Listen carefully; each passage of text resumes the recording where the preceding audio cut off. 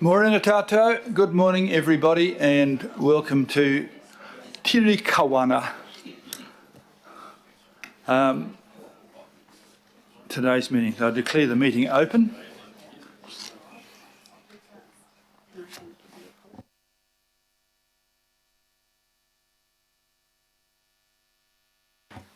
Okay, there is an apology from Councillor Darby for being late. He's had a medical examination somewhere. And so, can I have a mover and a seconder for the apologies? Sayers, Walker, all in favour? Aye. Against? Carried.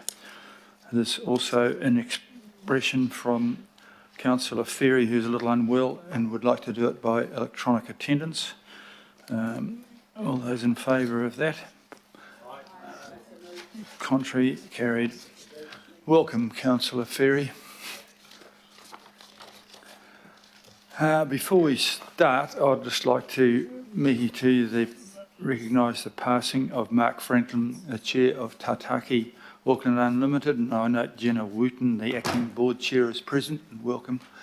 Before we commence, I'd just like to begin with an acknowledgement of the death of Mark Franklin, who was receiving cancer and treatment in Australia when he passed away. He was a highly regarded leader in both the public and private sectors and made an outstanding contribution to the people of Auckland, both as an executive and a director of some of the region's most important infrastructure organisations, including some that I've led. Mark was Managing Director of Stevenson Group when he became Chair of ATEED in November 2018, and then onto them chairing the newly emerged entity, now Tātaki Auckland Unlimited, from September 2020. He was the founding Chief Executive of TZ1, NZX's Global Carbon Registry, former Chief Executive of Vector, and a former Chair of the Committee for Auckland, and various times he held directors at Kiwi Rail, Well Networks, Ultrafast Broadband, Auckland Chamber of Commerce and Stevenson Group. He had a pragmatic and direct approach, coupled with vision and drive, which made him such a strong, effective leader and director. Our thoughts are first and foremost with his family and loved ones as they mourn his passing, and with the team at Tātaki Auckland Unlimited, who've lost their much respected chairperson. On behalf of the elected members of staff of Auckland Council Group, I would like to express our appreciation of the contribution he has made to Auckland's success and his strong commitment to public service. We'll take a minute's silence to acknowledge Mark's contribution. So join with me.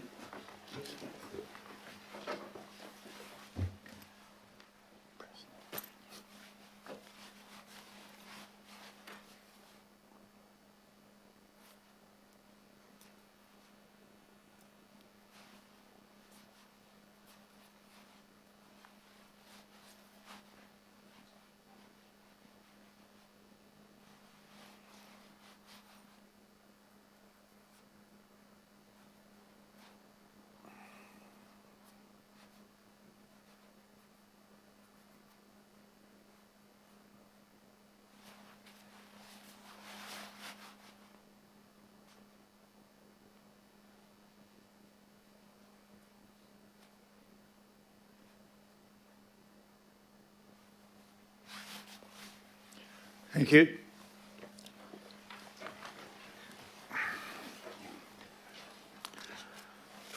Okay, can I call for any declarations?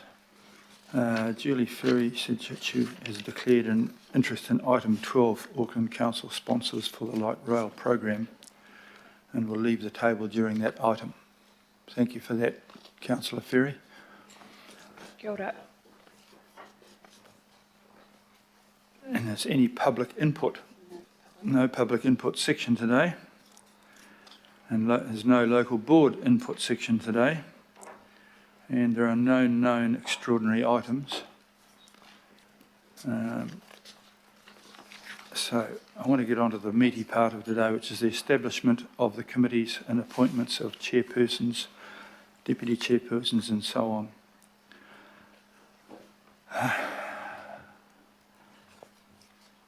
Aucklanders have sent a strong message that we must slim down and direct our attention to fixing the major issues facing our city.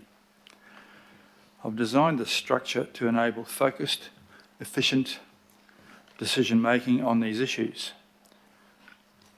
And it follows interviews with every person on the council, at least twice. It has the following features. There are fewer committees. There are 3 fewer committees of the whole than last term, which will reduce administrative burden and enable focus on governance rather than attendance. There are clear decision-making responsibilities and accountabilities, and I wish to empower more business-like committees, discourage unnecessary reports, and avoid relitigation of matters where possible. I want to focus on pressing priorities. My structure reflects the necessary priorities of this team, which relate to budget control for this term, transport and CCO direction. For example, the new Transport and Infrastructure Committee will focus on overseeing the much-needed change of approach at Auckland Transport. There are opportunities for each councillor to contribute in a meaningful role. It has been the result of much consultation, and this is what I have chosen. Hopefully today that we will accept this. Today I don't want to relitigate it as my decisions. I'll only accept anyone's resignation who doesn't want to take part. But at the moment, you've all got meaningful roles which I expect you to work hard and as a team and produce the results which the people of Auckland are looking for. Do I have a mover and a seconder to note the decisions of the Mayor and the committee and chairpersons? You'll move, Worship, and I'm happy to second. Beg your pardon? I think you should move, and I'm happy to second. I'll move it then, and you and the Deputy Chair will second that.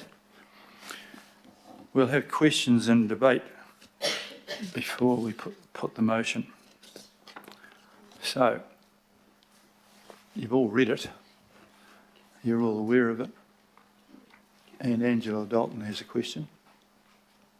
Thanks, Your Worship.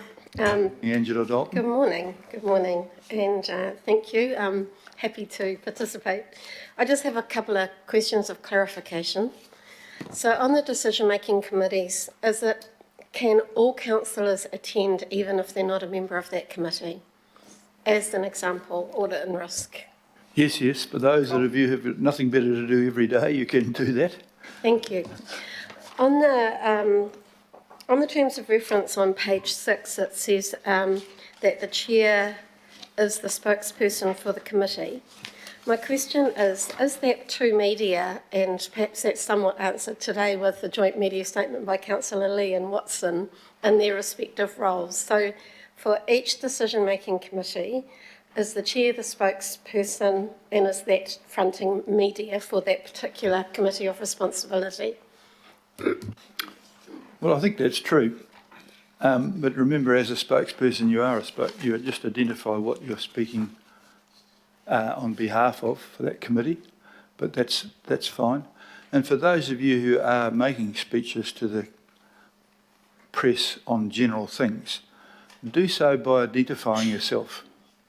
I'm not clamping down on anyone not speaking to anybody on anything, but I'm not too happy with the unidentified councillor who said they weren't happy with something or other. If you want to do that, identify yourself. So my second question relating to that is, how do we ensure that we're going to keep the team united on that? Because there's going to be differences in views around, and it goes back to my question yesterday when I said, are we going to agree on what who we are as a council? I mean, we've got a pretty good steer where we're going to be more efficient, more streamlined, more economic. But if we've got councillors that are leading conversations on behalf of the committees that they are chairing, and we're not all aligned, will it cause disruption? I hope not, would be the response to that. But we live in a democracy where everyone's allowed to make their statements, and you're all allowed to if, for instance, you're in a committee that you're involved in, and you find that there is a debate and you vote on it and it's 4-3 or something rather like that, then you should announce. We had a vigorous debate here. Not everybody was in favour of this, but we have made a decision and it was won or lost 4-3 or 5-2 or whatever it might be. And that is the report for that. And each of the committees will be required to provide a short, informative statement to the governing body when it meets next about what substantive issues that you have debated and decided. So everybody who attends the governing body will know what's going on in general terms, even if they don't attend every one of those ones. And just on what comes back to the governing body, under the Expenditure Control and Procurement Committee, there is the purpose of the committee is to approve acquisition and disposal of property. Does that, it used to come back to finance? So this is a decision-making committee now. So if there are agreements within that committee to dispose of assets inside the LTP, then that's it, that's the final decision. So for councillors who aren't attending, they would need to just keep on top of the minutes from that meeting to know what's happening, because it's not going to come back for everybody to have a conversation about. That was the point of making the committees more efficient. Well, I think so, but we've always had committees like that. I mean, the audit committee was never everybody. And we have, as a councillor, you have a responsibility to keep up to date with what's published. Is that all right?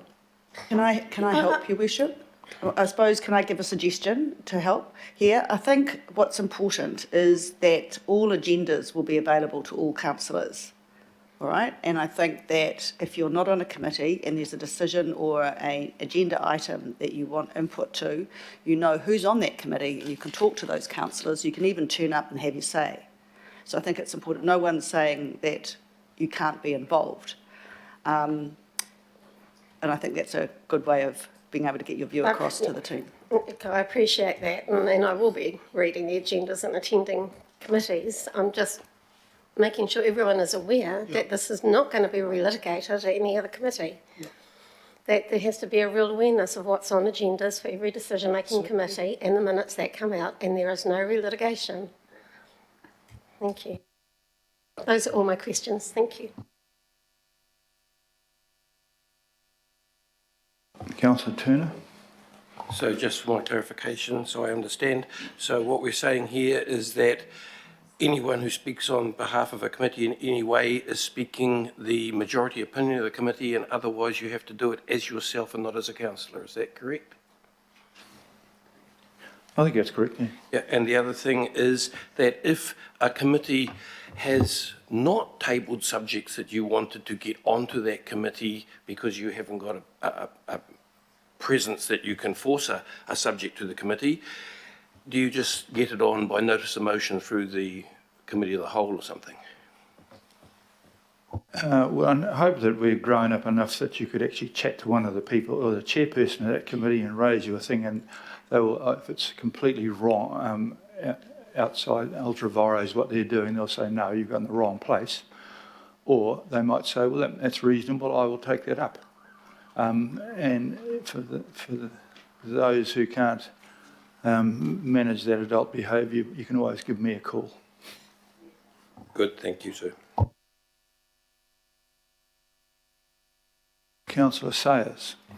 Yes, thank you. Can we comment at this stage, Chair? Yeah, thank you. Question time Question before time. we vote on it. Okay. Well, if I could just make a general comment before we go to the vote, and that I appreciate the way that you've undertaken the exercise, Mayor, in terms of involving us and speaking to each of us, and that's time-consuming. But certainly, speaking as an individual, I very much appreciated the opportunity to go through the committee structures with you, to have input and feel comfortable with not only my own role, but in terms of the general structure that you've come up with the number of committees.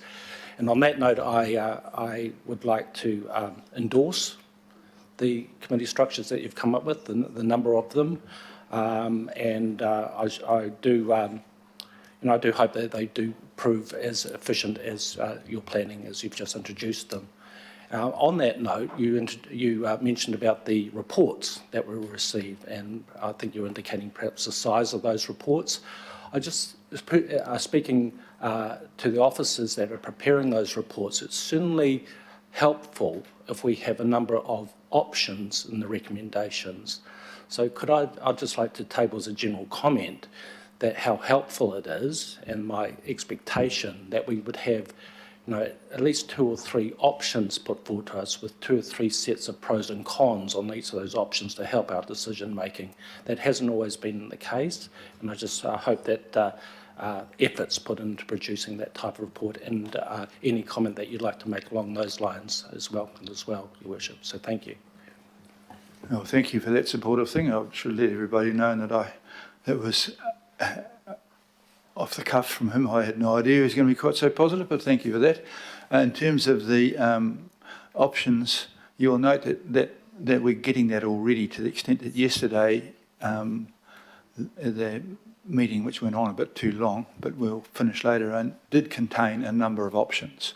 And I think that I'd like to thank the governance group and the leadership team for picking up on that we don't want to just have the option of accepting or rejecting what comes. And so that is good. Councillor Stewart. Thank you for that. I was just wondering, can we make it that if there's something on one of the reports that is significant to one of our communities, I'm thinking about the 40-foot, that we make sure that the council officer who's reporting makes sure that, all of us, if there's something significant on a report, that we're actually notified, because sometimes we don't get the agendas until just the night before, and there could be 500 or 600, 700 pages or something, and something could be buried somewhere. But if there is something that is a bit significant to one of us in our, for our communities, I think it's really important that our community advisors or the writer of the report just make sure that they send us a little message to just make sure that we're aware of it. Yeah, hopefully that will take place. It's not an unreasonable request, but if it's 600 or 700 pages, I shall be very grumpy. Yeah, that's what we have had, so thank you. Yes, well, the idea of the précis is slowly trickling into the organisation. I have a question from Councillor Hills. Kia ora, Mayor, thank you. Just have one question. It's just because I haven't experienced how it works as a councillor. How do you see the 2 members of Auckland Transport, the councillors that will be directors, how do you see the interface happening between the overall council? And because they're technically independent directors, are they there to speak on behalf of the council, and how will that be? Will there be opportunities for all of us to somehow give information to those as a group? I just want to understand how it works because I haven't experienced it. Well, there's lots of things that we have to discover for the first time.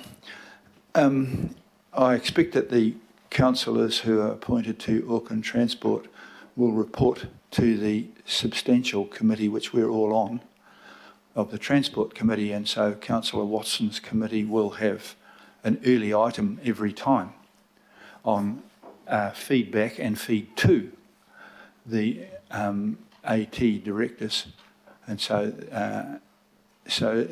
anything will go through quite a laborious process of checking, because not only will it go through Councillor Watson's committee, but that also will have a report for anything that's extremely substantive will come up to the general governing body. So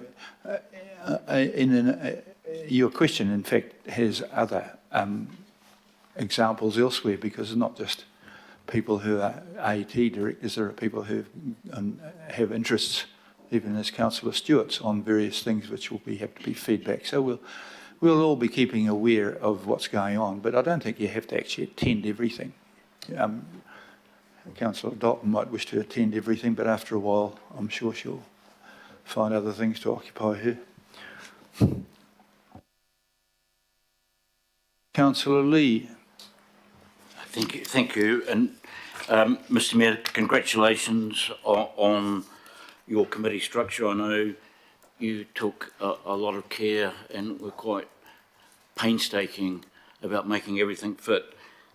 During the discussions you had with councillors, including myself, I personally raise my concern to see a Parks Committee.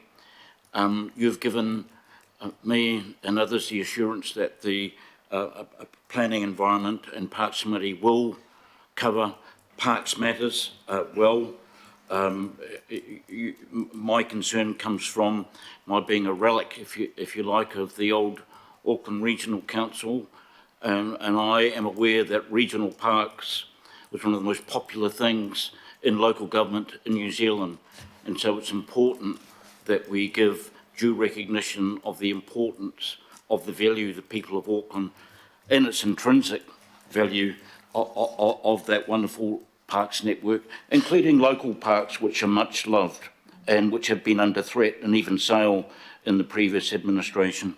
So thank you.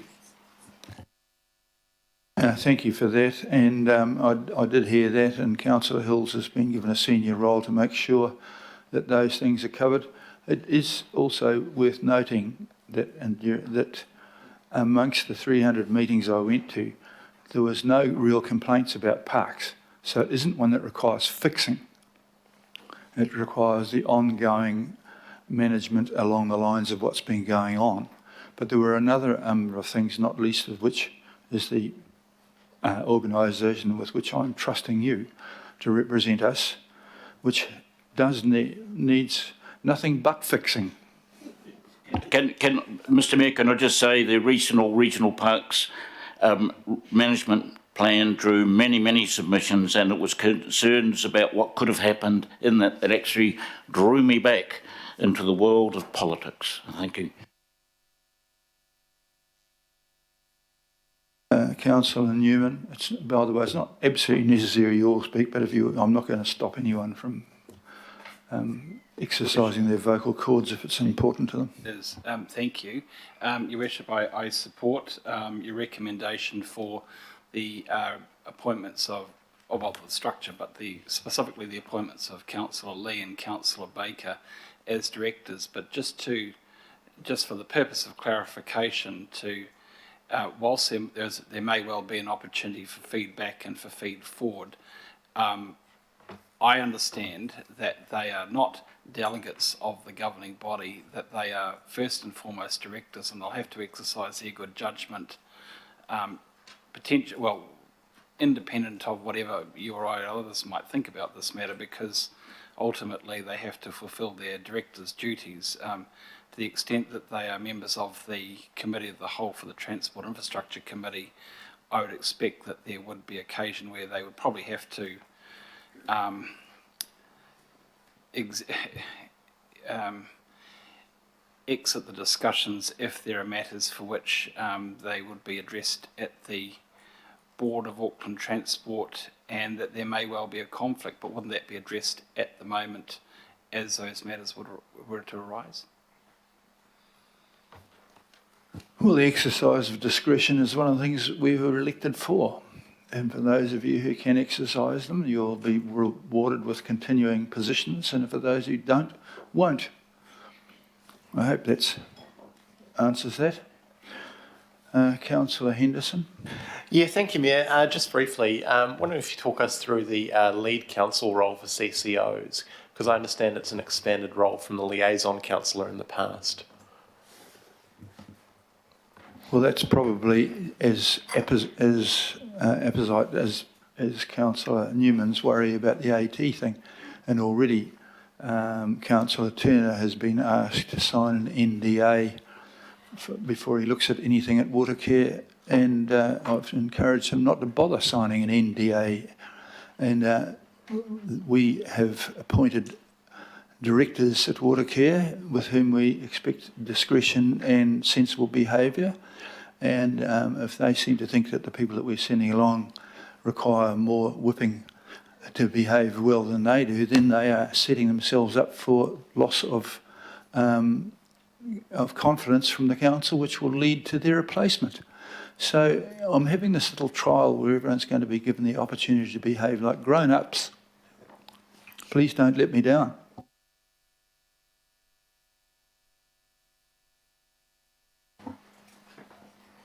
Councillor Filipaina. Thank you, Your Worship, and it's opportune for me to come and speak now after you said grown up, because that's what I am. I am grown up. So, Your Worship, I just wanted to acknowledge our staff at this stage based on what Councillor Lee has just said around regional parks, because that management plan took us quite a while to put through.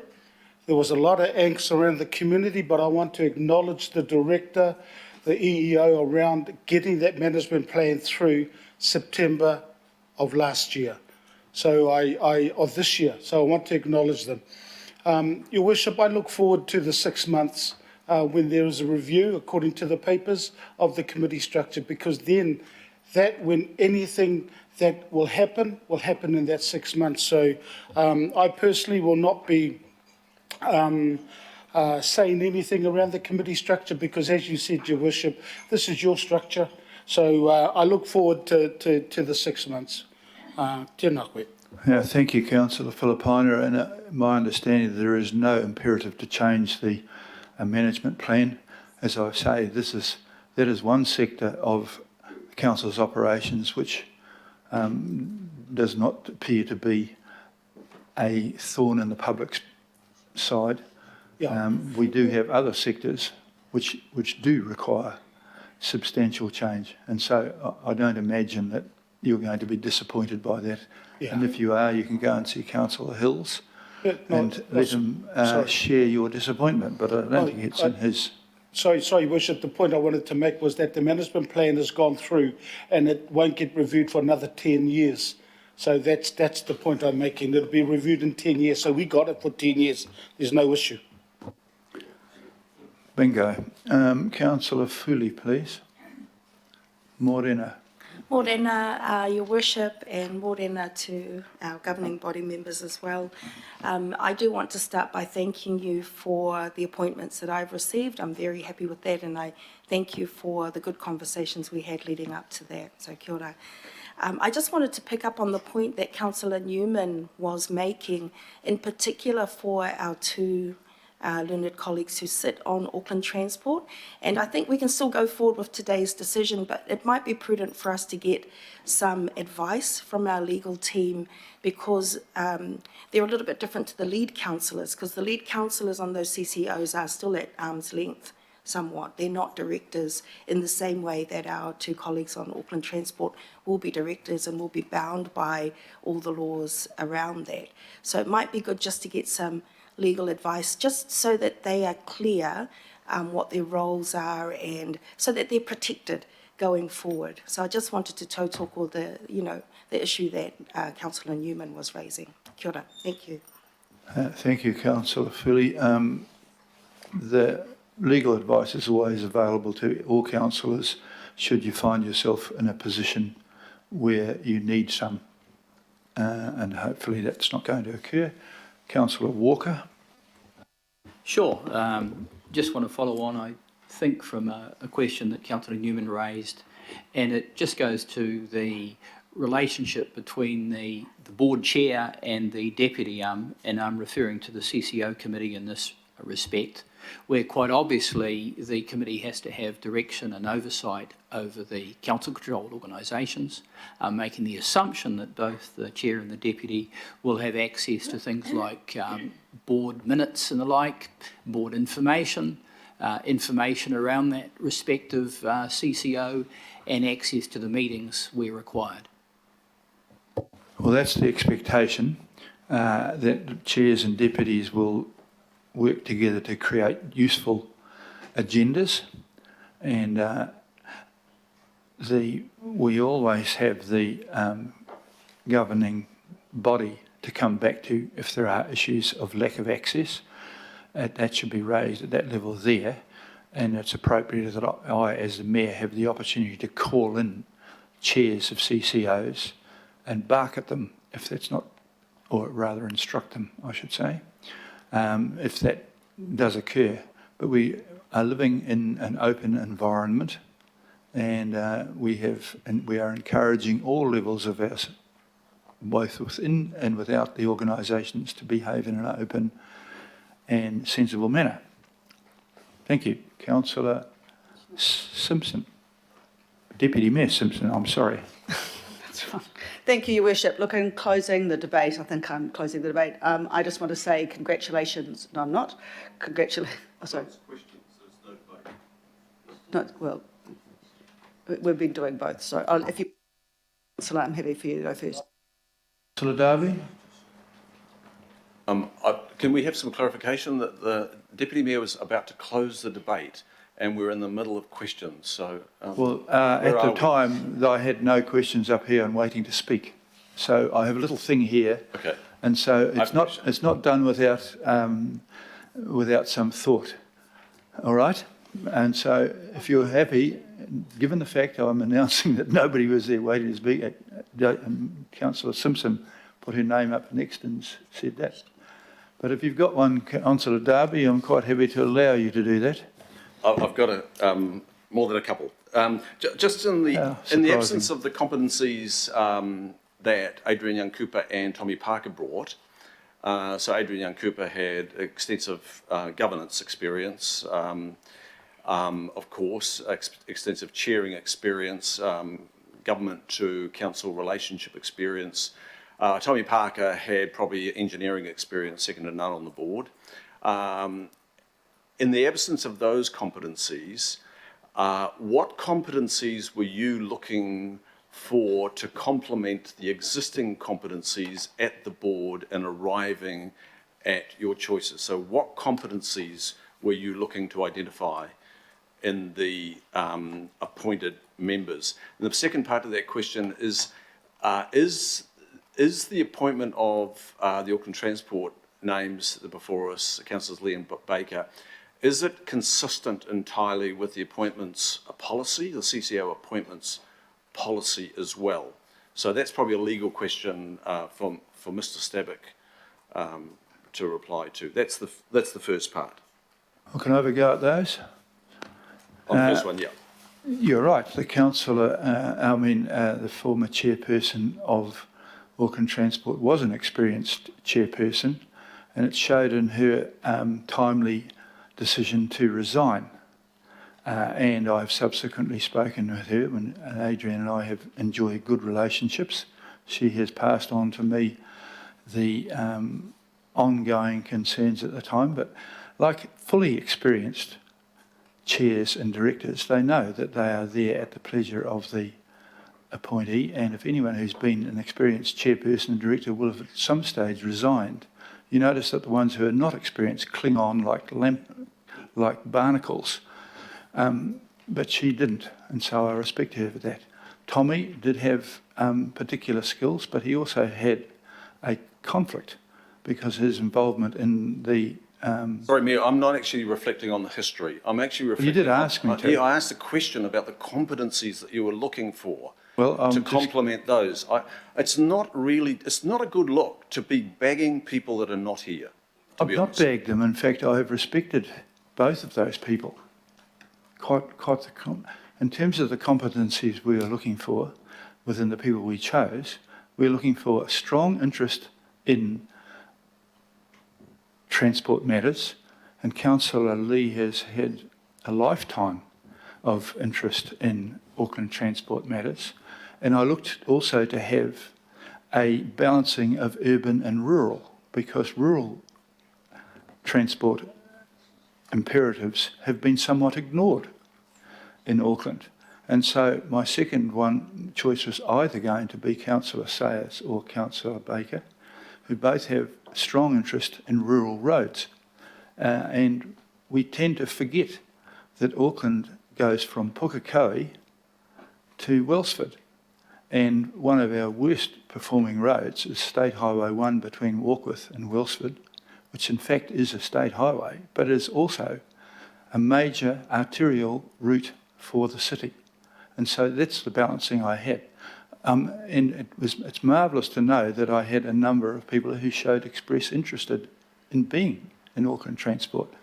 And I had to disappoint a person who had been a Minister of Transport.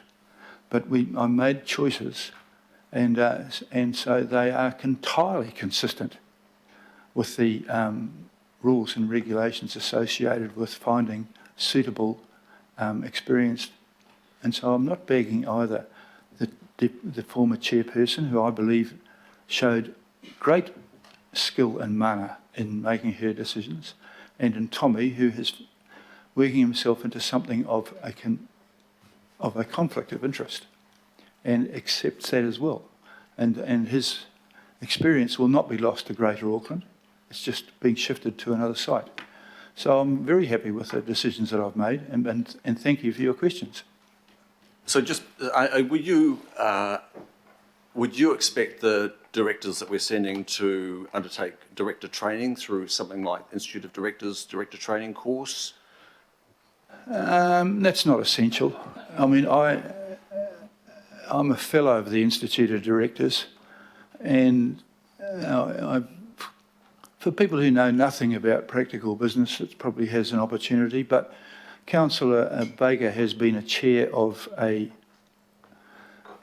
local board for a number of years, terms actually, and Councillor Lee has almost, you could describe his experience in local government senior positions in a generational term rather than in years, and so I'm quite confident with that. The second part to that question, probably it's for Mr. Stabbock. Is the legal team, what's their view? Is the appointment of the directors to the Auckland Transport Board totally consistent, aligns with the CCO appointments policy? I might have to take some advice on that from one of the legal team. My understanding, Councillor, is that it is in line with Auckland Council's ability. That is, we do have the ability to make 2 councillor appointments to the Auckland Transport Board.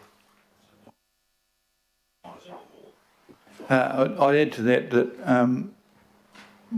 I had legal advice with me all the time through the negotiations and settling of this, of the proposal which you're about to vote on. So it has been legally reviewed at every step of the way. Yep, I did have discussion with Mr. Hardy on that, and he wasn't aware of the policy at the time of our discussion, so that's what I was wanting to make sure that it had been checked. Thank you for making him aware, but he went back and had a look at that. Okay. And just carrying on in terms of CCOs, Mayor, I expressed to you the former CCO liaison councillors were weak roles. I always repeated my request for better resourcing, that's staff resourcing. So in that CCO governance oversight unit, their reply was, we don't have the human resource to support the CCO liaison councillors. So will you be ensuring that there is human resource in that office to support the new councillor leads in doing their work and ensuring that they are informed by not just themselves, as it was before, but by a staff unit to go to the respective CCOs and be articulating council points of view that are contributed to by staff?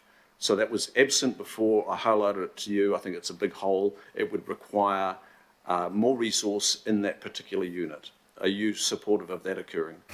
In the absence of the staff doing that, I do have a budget in the Mayor's office as well.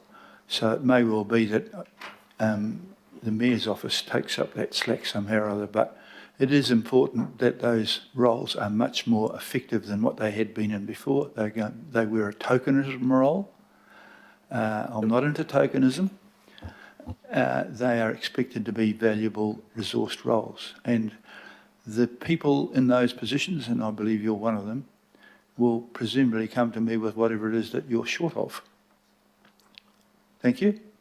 Okay, that's good. we'll pursue that. Just in terms of the IMSB participation on committees under Section 85 of the Auckland Establishment Act, the IMSB used to be at the Finance Committee, and they used to be at the Finance Committee business meetings and workshop meetings, participating in decisions, financial decisions on natural and physical resources, which is what the Act says they're allowed to participate in. In fact, it requires them to participate in.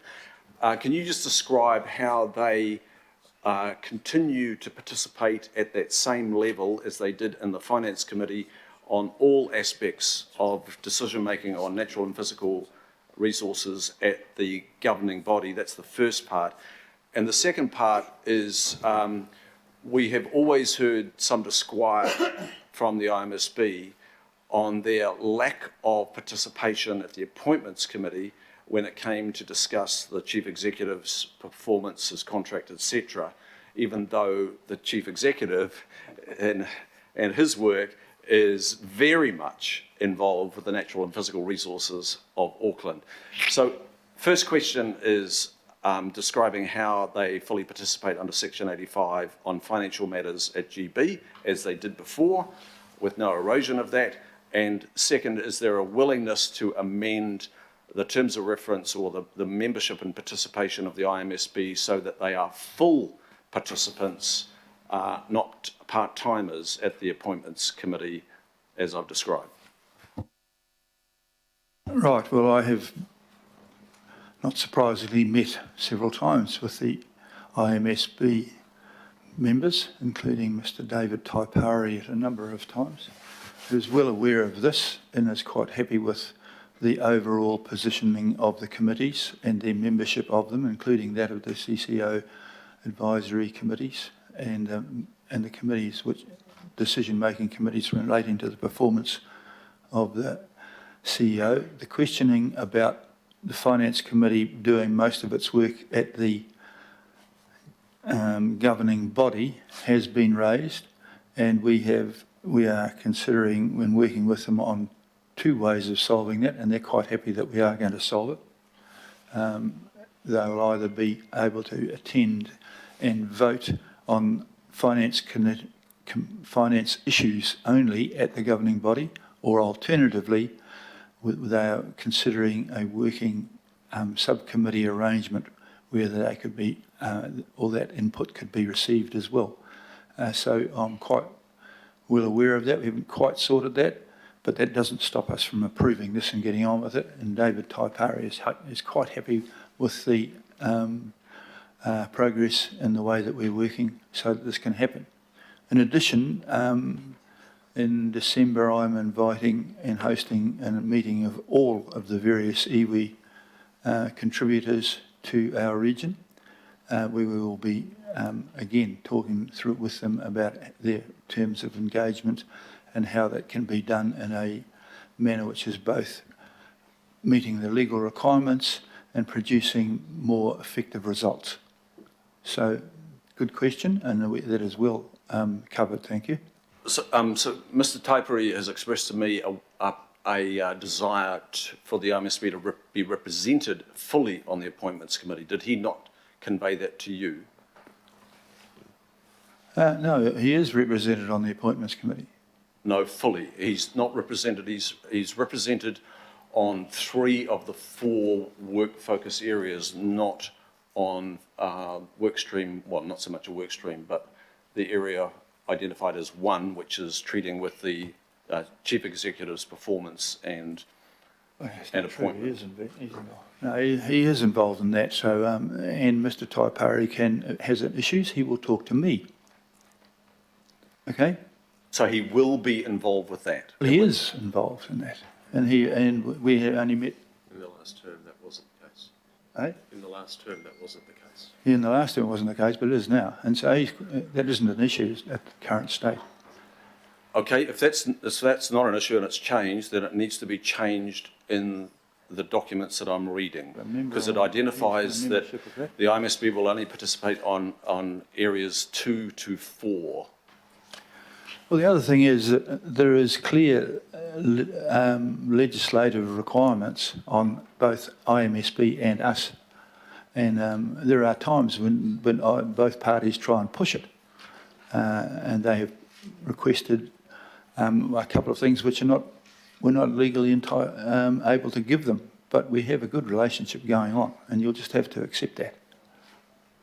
Okay, well, it's under a different, I think it's under a different report. I think it's the terms of reference report. It may well be. And we'll So discuss maybe it we then. need to pick that up there. But I mean, it's great if you're willing to accept them fully on all parts. That's fantastic. Just the last area is on the Big Mammoth Committee, the Planning, Environment, Parks, is it?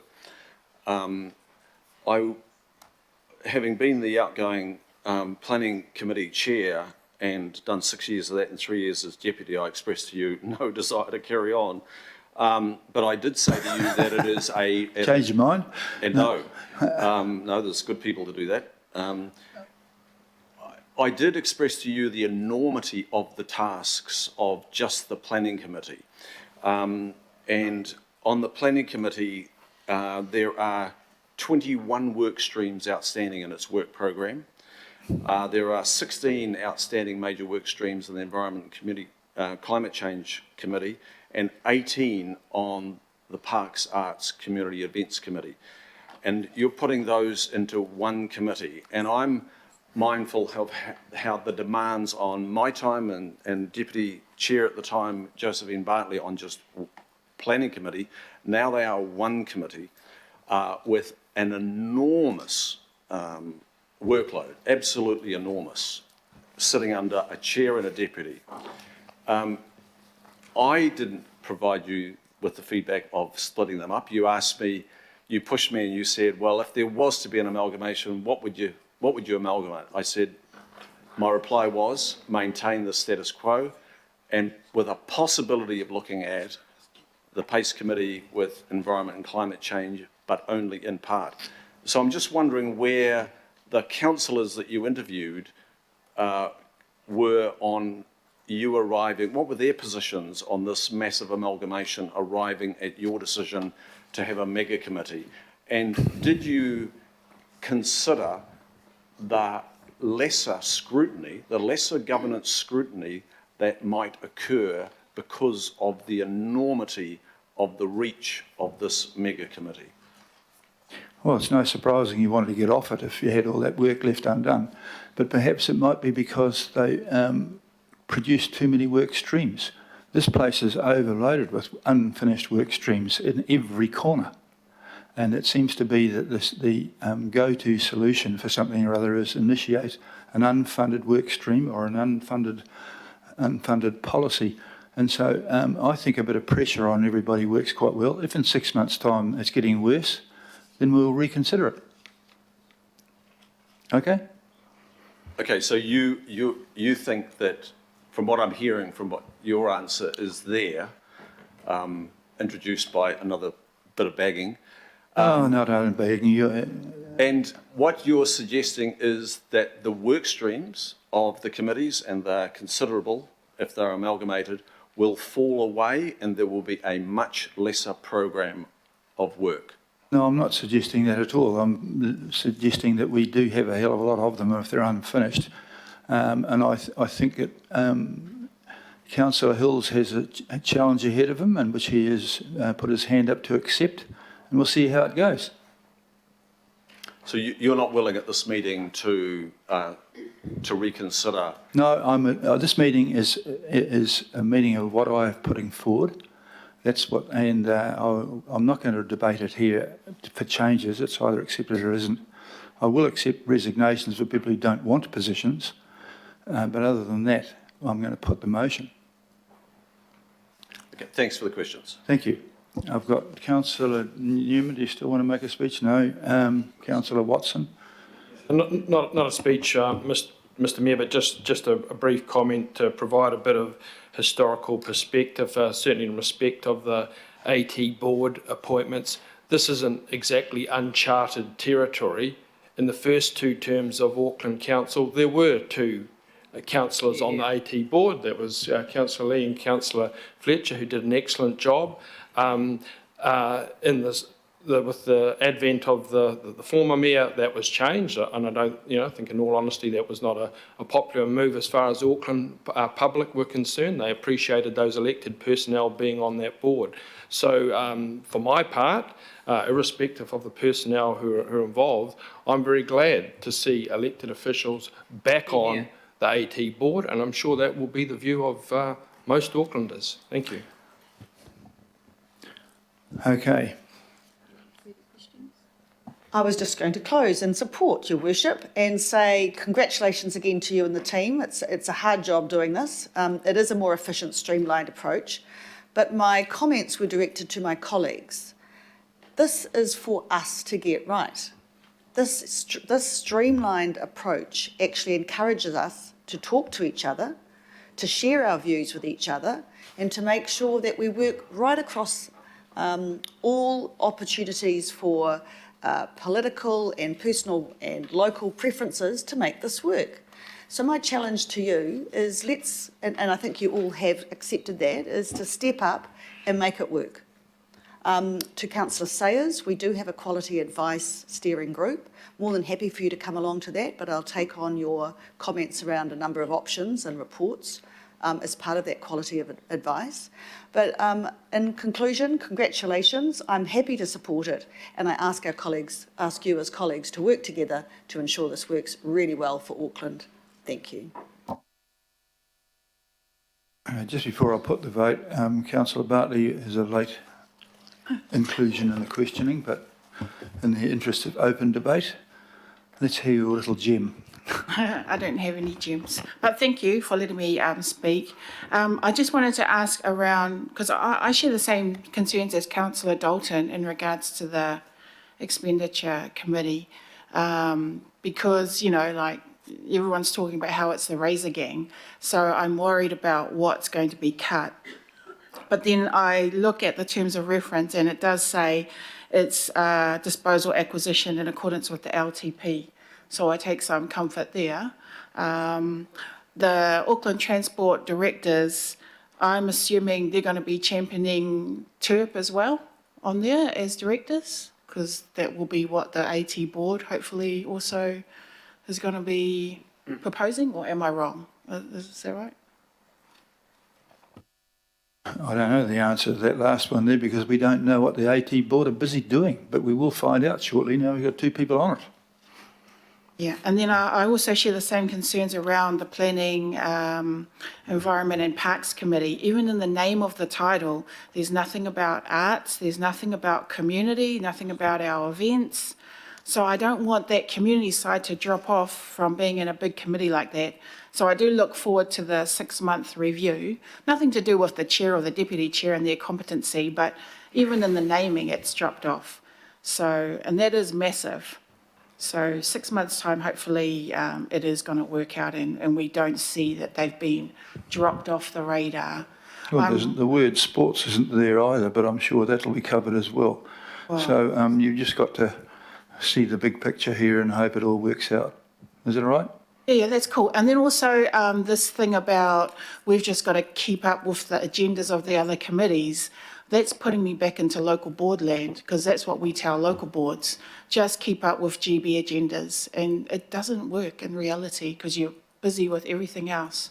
But that's okay because we're grown-ups, we'll just manage. And we have lesser committees to attend to now, so... Well, you know who they are, you can chat to them. Yeah. Okay, yeah. thank you for that. Helpful. The irrepressible Council Derby. Thank you. Do you need to add a C that the A and the B will be reviewed after 6 months, or we just take it on the record here of this meeting that you will be reviewing? I'm happy. Well, I said I didn't put a particular date on it. I mean, but, and I'm sure when you do these things, in my previous experience is that most of what you choose works out pretty well, but there's always one that has a bit of a difficulty. So we'll see what happens. But, Okay. You've all got the opportunity to raise things that you're deeply concerned about. If one or two you've raised questions about Councillor Hill's committee, there are others who are worried about the Auckland Transport representation.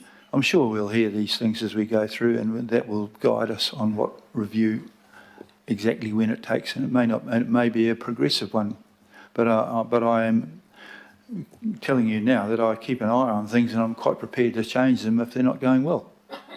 Okay, well, look, I'll just take it as an assumption that there's a review in 6 months, which is what you mentioned before. Just 6 to 8 months, who knows? I'm not exactly giving you a date, but when. Yeah, okay. And bearing in mind the next 2 months we're going to shut shop, apparently. So just speaking to this briefly, I'm just going to focus on that mega committee, and like I want to reiterate that I have serious concern about that. About the size of it, of the planning, what is it? Environment and parks and everything else that is within that. Well, you're not prevented from contributing. One of the things that you brought, Mayor, is that we have greater scrutiny over CCOs. There is a risk that we have less scrutiny where our greatest responsibility is, which is that core responsibility of being governors around this council table. When you look at the work streams, and it's not unfinished work, it's ongoing work that I've mentioned, and that work stream of those 3 former committees is enormous. If there is a preparedness to review that and reduce that, then there will be less governance and therefore less scrutiny when you've been talking about the opposite of achieving greater scrutiny. And I think that is a major risk in a mega committee as being outlined. And I, with respect to the chair and deputy, I know from experience that the competency and capacity is just not there to undertake the enormity of the work streams that sit under all that. And I also know it would not be the recommendation of the chief executive and his staff to have such a committee either. So it's your call, but I think there is, in your effort to do more with less, there's also the risk of just achieving less with less, and that is less scrutiny at the very place there should be greater scrutiny, which is right around the I'll tell you, the public would say that the greater scrutiny is definitely required in transport than anything else. And so, and a lot of the things in Councillor Hill's committee are actually going quite well, even if there is a lot of work ahead of them. So I accept what your comments, and I'm quite sure that Councillors Hill and Dalton have heard them and taken note, and will do their jolly best, and we'll see where we get to. Right, Councillor Henderson. Sorry, just a tiny one, Mayor. I'm just wondering if we change liaison councillors to lead councillors, just so we've got consistency in terminology under A. Well, we can, words with an L, what about likely or loving councillors? We can, I don't think it's going to change much, but if that's what's burning you, Hills and then Walker. I was just going to mention you're both liaison and leads within your... You were the lead liaison committees. Okay. Councillor Hills. No, thank you. Just quickly wanted to appreciate the appointment, and I know that Councillor Dalton have a lot of work ahead, but we are ready for it, and we want to work with all our colleagues, local boards, IMSB, yourself, to get this done. And a lot of staff have already said that there are a lot of things to do, but we will get this done together. So just want to appreciate all the work you've tried to do to get everyone roles that they appreciate across what is a very difficult job for you to do. So just appreciate that going forward, and we are very aware of the workload ahead. I think that you and Councillor Watson both have big workloads, and it's reflected in Councillor Dalton. You were chosen there to follow. If you finally have trouble attending every other meeting, you might follow those 18 unfinished work streams to the end, please. Okay, we have great faith in all of you, so I'm now going to put that. All those in favour of the adoption of the acceptance of the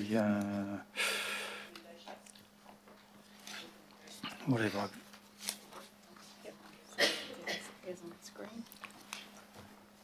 Note the decisions of the Mayor and the committees of the Government and the appointment of chairpersons and liaisons, portfolio leads as President in Amendment A, and appoint Mike Lee and Andy Baker as Directors of Auckland Transport. All those in favour, please say aye. Aye. To the contrary? Can you Carried. record- Thank you very much. Can you record my vote against the mega committee, however the Secretariat or the Governance Advisor wishes to record that?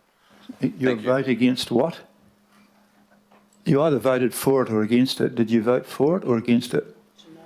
The Governance Advisor might be able to give you some advice on how we record these things. Where there's dissent, in part, it can be recorded, and I'm asking for that to be recorded. Okay, you record your dissent in part. Yep. And have you got the right part to this? There you are. Very well done. Thank you very much, everybody. Pat yourselves on the back. We can go on to...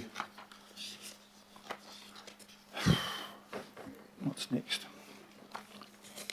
The terms of reference for the committees. Stephen Van Kampen will join us here, along with Philip Wilson. Now, the terms of reference, you all have a copy of those. A particularly interesting read. Kia ora, Your Worship and Councillors.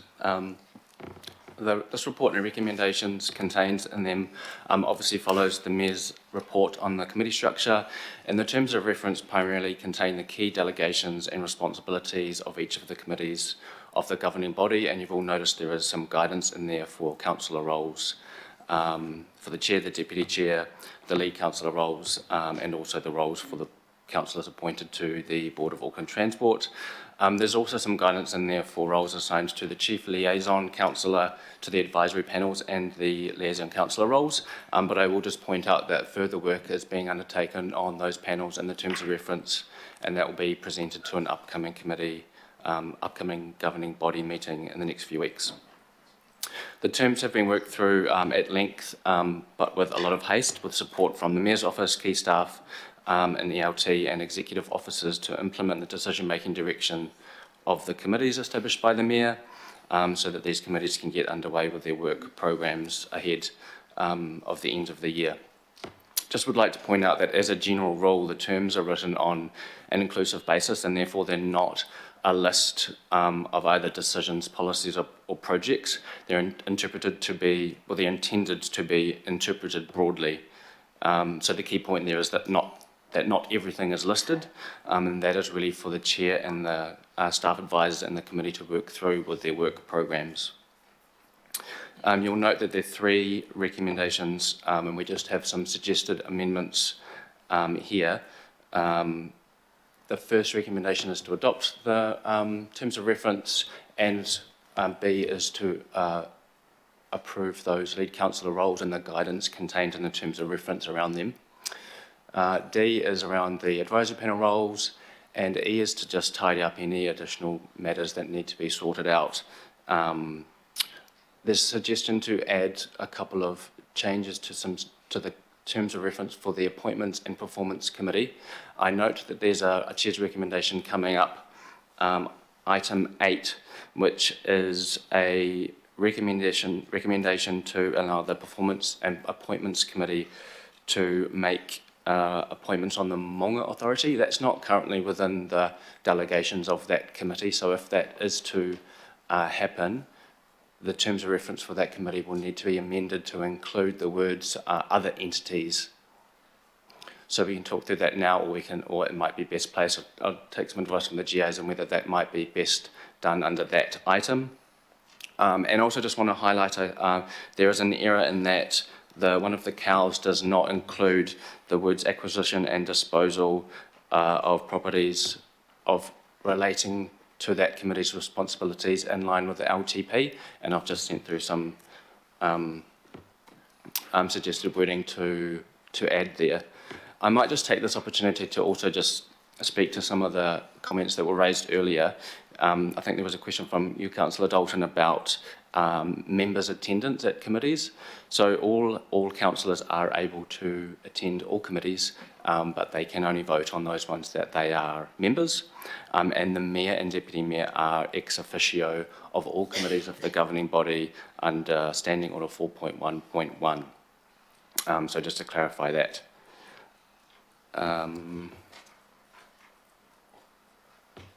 That's all from me. Happy to take questions. I'll take questions at this stage, then we'll move into debate. So, questions first. Yep. Councillor Darby and then Councillor Dalton.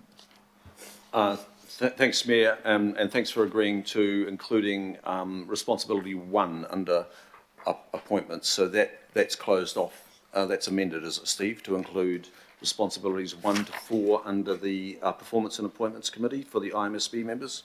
Or member, I think it is. No. Yeah. Can I speak? Yeah. Okay, back to you, Mayor. Mayor, just earlier when I was questioning on this, you said that they would participate fully on responsibilities 1 to 4.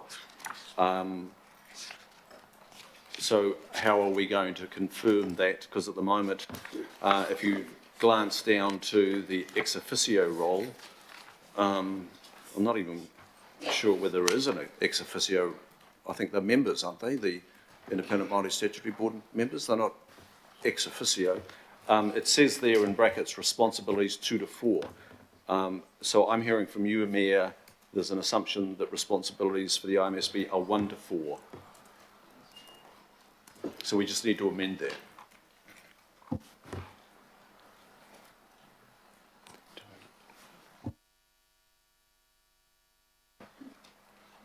Your Worship, can I speak to that as the chair of that committee?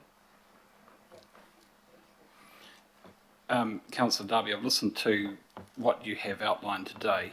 Items 2 to 4 are absolutely within the purview of consideration of a member of the IMSB appointed to that committee because it deals with the CCO director appointments. In relation to 1 and 3, which is the review and the update, the review of the chief executive's performance, I take on board what you've said in terms of the IMSB wanting to have input into that, but there is also the requirement for this committee to align with the Schedule 7 of the Local Government Act, which is in relation to the appointment of the chief executive. And my view is that the terms of reference for that are accurate because the chief executive is entitled to the presumption that his appointment and the performance of the chief executive will be conducted by his direct employers. And his direct employers are the councillors and the mayor, and that is codified under the Act. So what I would like to do is to keep the terms of reference as proposed. I'm the chair of that committee, you're the deputy chair of that committee. I take on board the IMSB's aspirations for full participation, but I also want to protect the chief executive's entitlement that his employment will be governed in accordance with the Act, and that we will seek to reconcile a way that the IMSB can have input, noting their desire, but also to comply with Schedule 7. Okay, I appreciate that political feedback.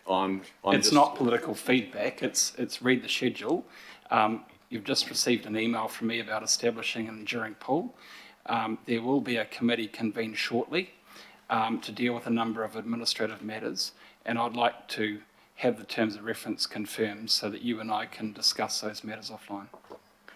So I was just repeating what you agreed to in the earlier discussion, Mayor, to include them fully.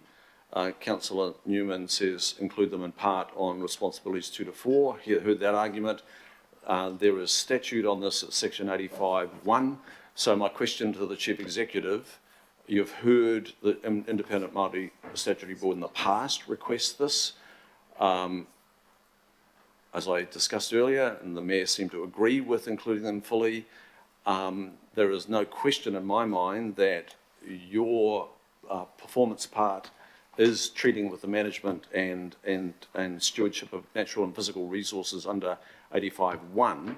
So I'm looking for what the legal reason is under the section 85 for them to be excluded from responsibility 1. What is the legal reason? That's all there is. If you can tell me there's a legal reason and it's supported by legal here, I'll back off. But at the moment, I can't see a legal reason. I haven't heard one from somebody with some legal expertise. Sorry, I'm not dismissing you, Chief Executive. Well, so I don't have a better response for you, Councillor, than that provided by Councillor Newman. Insofar as my performance is a function of, evaluation by my employer, which is the governing body of council, it would be a matter for the governing body, if it wished to do so, to seek input on my performance in relation to, from other stakeholders, one of which might be the chair of the IMSB. The mechanism for that doesn't have to be through participation in the debate that might occur in the performance committee meeting itself. That would seem to reflect both the formality of my employment arrangement as well as the practicality of how input might be gathered to evaluate performance. Okay, do we not have anybody from our legal team here on whether we're satisfying section 85(1)? Well, I think we'll just note that because at the IMSB have also raised a couple of legal issues as well. Okay, and it is in their interest to further their position everywhere, but there is a law that prevents it in certain cases, and so we will note your point, but that doesn't prevent that committee from starting and carrying out its work. Okay?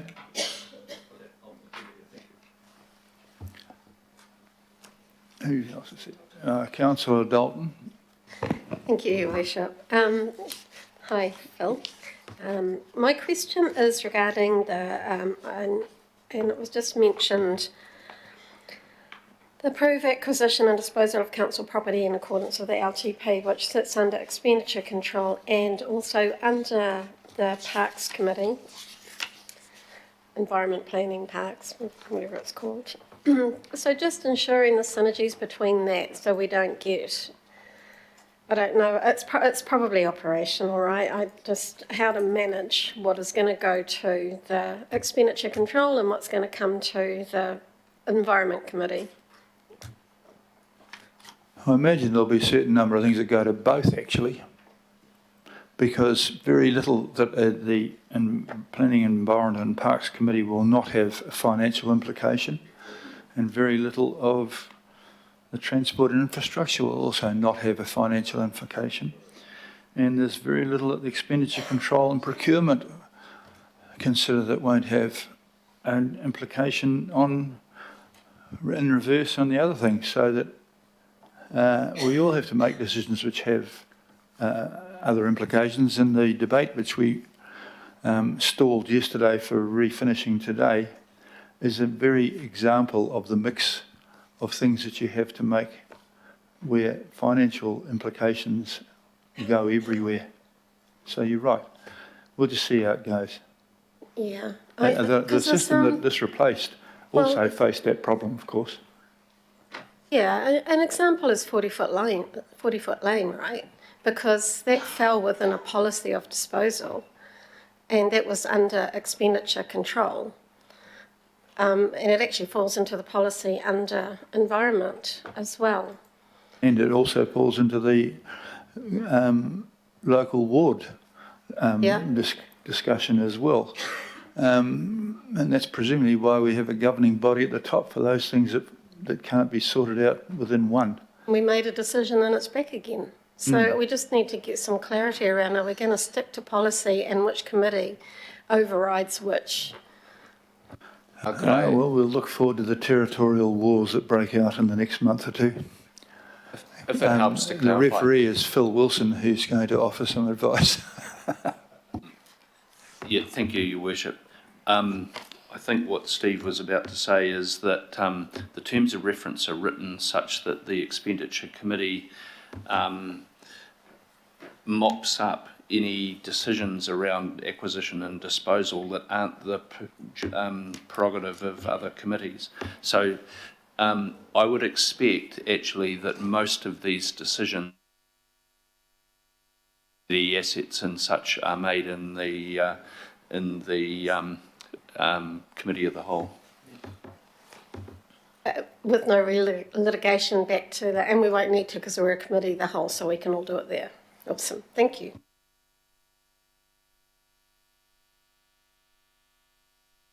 That's questions. Is a debate on this, in which case the staff have to step aside, but thank you very much for presenting. Sorry, Your Worship. Don't rush it. Councillor Lee has... Just a question in relationship to Mutukaurua Hamlin's Hill. It's referred to as a park, but not a regional park. But I am being aware of the history of that land. I'm also aware that it was considered a regional park.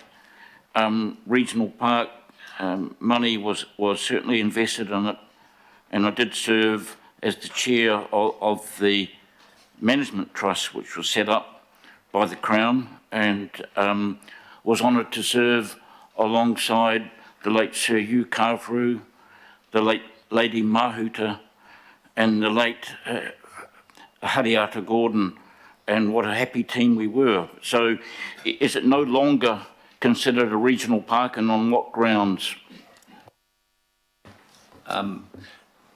There is an item later in this agenda making appointments to the governance of that park. My question is, it's always been considered, and in terms of the trust deed, considered a special regional park, and there's a sign, or there was, on the motorway borders of that park, and announcing that it was a regional park. Is it a regional park or not? And if not, why not? To be honest, I would need to check. There is a schedule of regional parks for the purpose of differentiating the decision responsibilities of the governing body and local boards in the long-term plan. I'd have to reference that, Councillor. Can I just propose some of the comments made in terms of the IMSB and in terms of councillor appointments to the Auckland Transport Board? It would be, I think, be quite useful to get a briefing on the Empowering Act, the Local Government Auckland Council Amendment Act 2009, where those matters are covered quite succinctly. In regard to the councillor appointments to the AT board, Councillor Fletcher and myself were founding members of that board and served there for 6 years. The appointment of 2 members was a political compromise from the national-led government of the time, and it was hotly opposed by the opposition, who wanted every board member to be a councillor. And I have to say, that's the position I take, because everywhere else in New Zealand and other major cities like Wellington and Christchurch, councillors control public transport and all transport. And in regard to Auckland Transport, 70% of our money that we collect from ratepayers goes there. So that's the position I still hold. 2 is not enough in my view. Thank you. Hear, hear. Okay, I think that's question. No? Oh, Councillor Filipaina, my apologies. No problems at all. Thank you, Your Worship. And it is a question, not a statement. In regards to process, Your Worship, and Sandra may be the person to answer this. In regards to the pātai from Councillor Darby, in regards to the Independent Māori Statutory Board, and I've taken into account the whakaaro from Councillor Newman and the CEO, it's now going to be noted, and if this resolution goes through, what process will need to happen that once we receive legal advice that is contrary to this recommendation going through, what process do we have to go through to get the member or a member of the Independent Māori Statutory Board onto the Performance and Appointments Committee when it's in relation to the CCO's performance? I just want to make sure that we haven't sort of cut off Your Worship in regards to what you've said around the noting. And as always, I'm into the process and I want to make sure that we're clear. Kia ora. Thank you, Your Worship. Through Your Worship, the process would require a formal change to the terms of reference after this. I do note that it would be within the prerogative of the chair of that committee to allow for input, comment from the chair of the Independent Māori Statutory Board during deliberations, but voting would be excluded. So, Your Worship, that's the issue that I also have with Councillor Darby, is around the exclusion of the Independent Māori Statutory Board, and I would feel a lot more comfortable if we get the legal advice to say, yes, they can be, and this is what we believe you as Mayor and the terms of reference should happen. And Your Worship, the reason I say that is because it's the governing body that ends up making that call. But we have a subcommittee now making that call instead of, based on the whakaaro from the CEO, that it's not going to be a governing body, it's a subcommittee of the governing body. So, you know, I just don't want us to end up then getting us tied up, whether it be from the Independent Māori Statutory Board, and find out that we've done wrong. Okay, well, I hear all that. My intention in this one here was to comply with legislation rather than to limit the input from the Independent Māori Statutory Board, with whom I have a very good relationship. I'm pretty sure that we can find a practical way of operating that doesn't cause us to head into illegal waters, but should we go into legal waters, there is a way out of it, and I'll come back to the governing board and we'll have a quick amendment along those lines. It wasn't set up to exclude, it was just set up to represent a practical way of getting around a law that wasn't written with this in mind. And I think David Taipari accepts at this stage, but if he's quite happy and quite capable of throwing legal rocks if he doesn't get his way, I'll wait for them to arrive and see if I can dodge them, if that's all right. Copy. Okay, well, I've got Councillor Bartley and then Councillor Turner. Thank you, and through you, if it helps, I was just wanting to comment in regards to what Councillor Lee raised about Mutukaroa. My understanding is that it is a regional park. I know the local board have no interest in it becoming a local park, but concerned if you're concerned, so, and yeah, fully respect because your history with ARC, so I hope it is still a regional park, because I'm still on there. I'm sure that'll be item 1 on Councillor Hill's committee, the clarification of and the publication of the lists of parks so people know which is exactly regional and which is not. Through your worship. Looks like Google have answered it. Well, even better, Mace Ward has been texting me. Hamlin's Hill is managed as a regional park. The team are working to resolve Crown land tenure. Council owns half the land.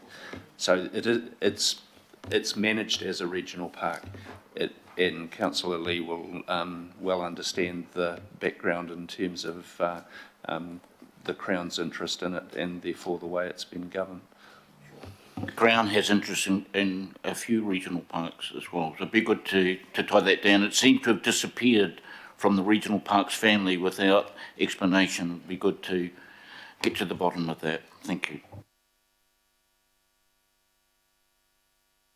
Councillor Turner. Thank you, Mr Mayor. Just for my understanding, It's pretty basic stuff. I'm not very familiar with Maoridom, and I'll be asking people's advice.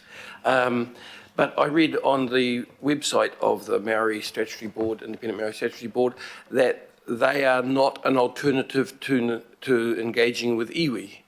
And I hear that the Mayor says he's engaging with iwi, so does that not mean we're pretty covered?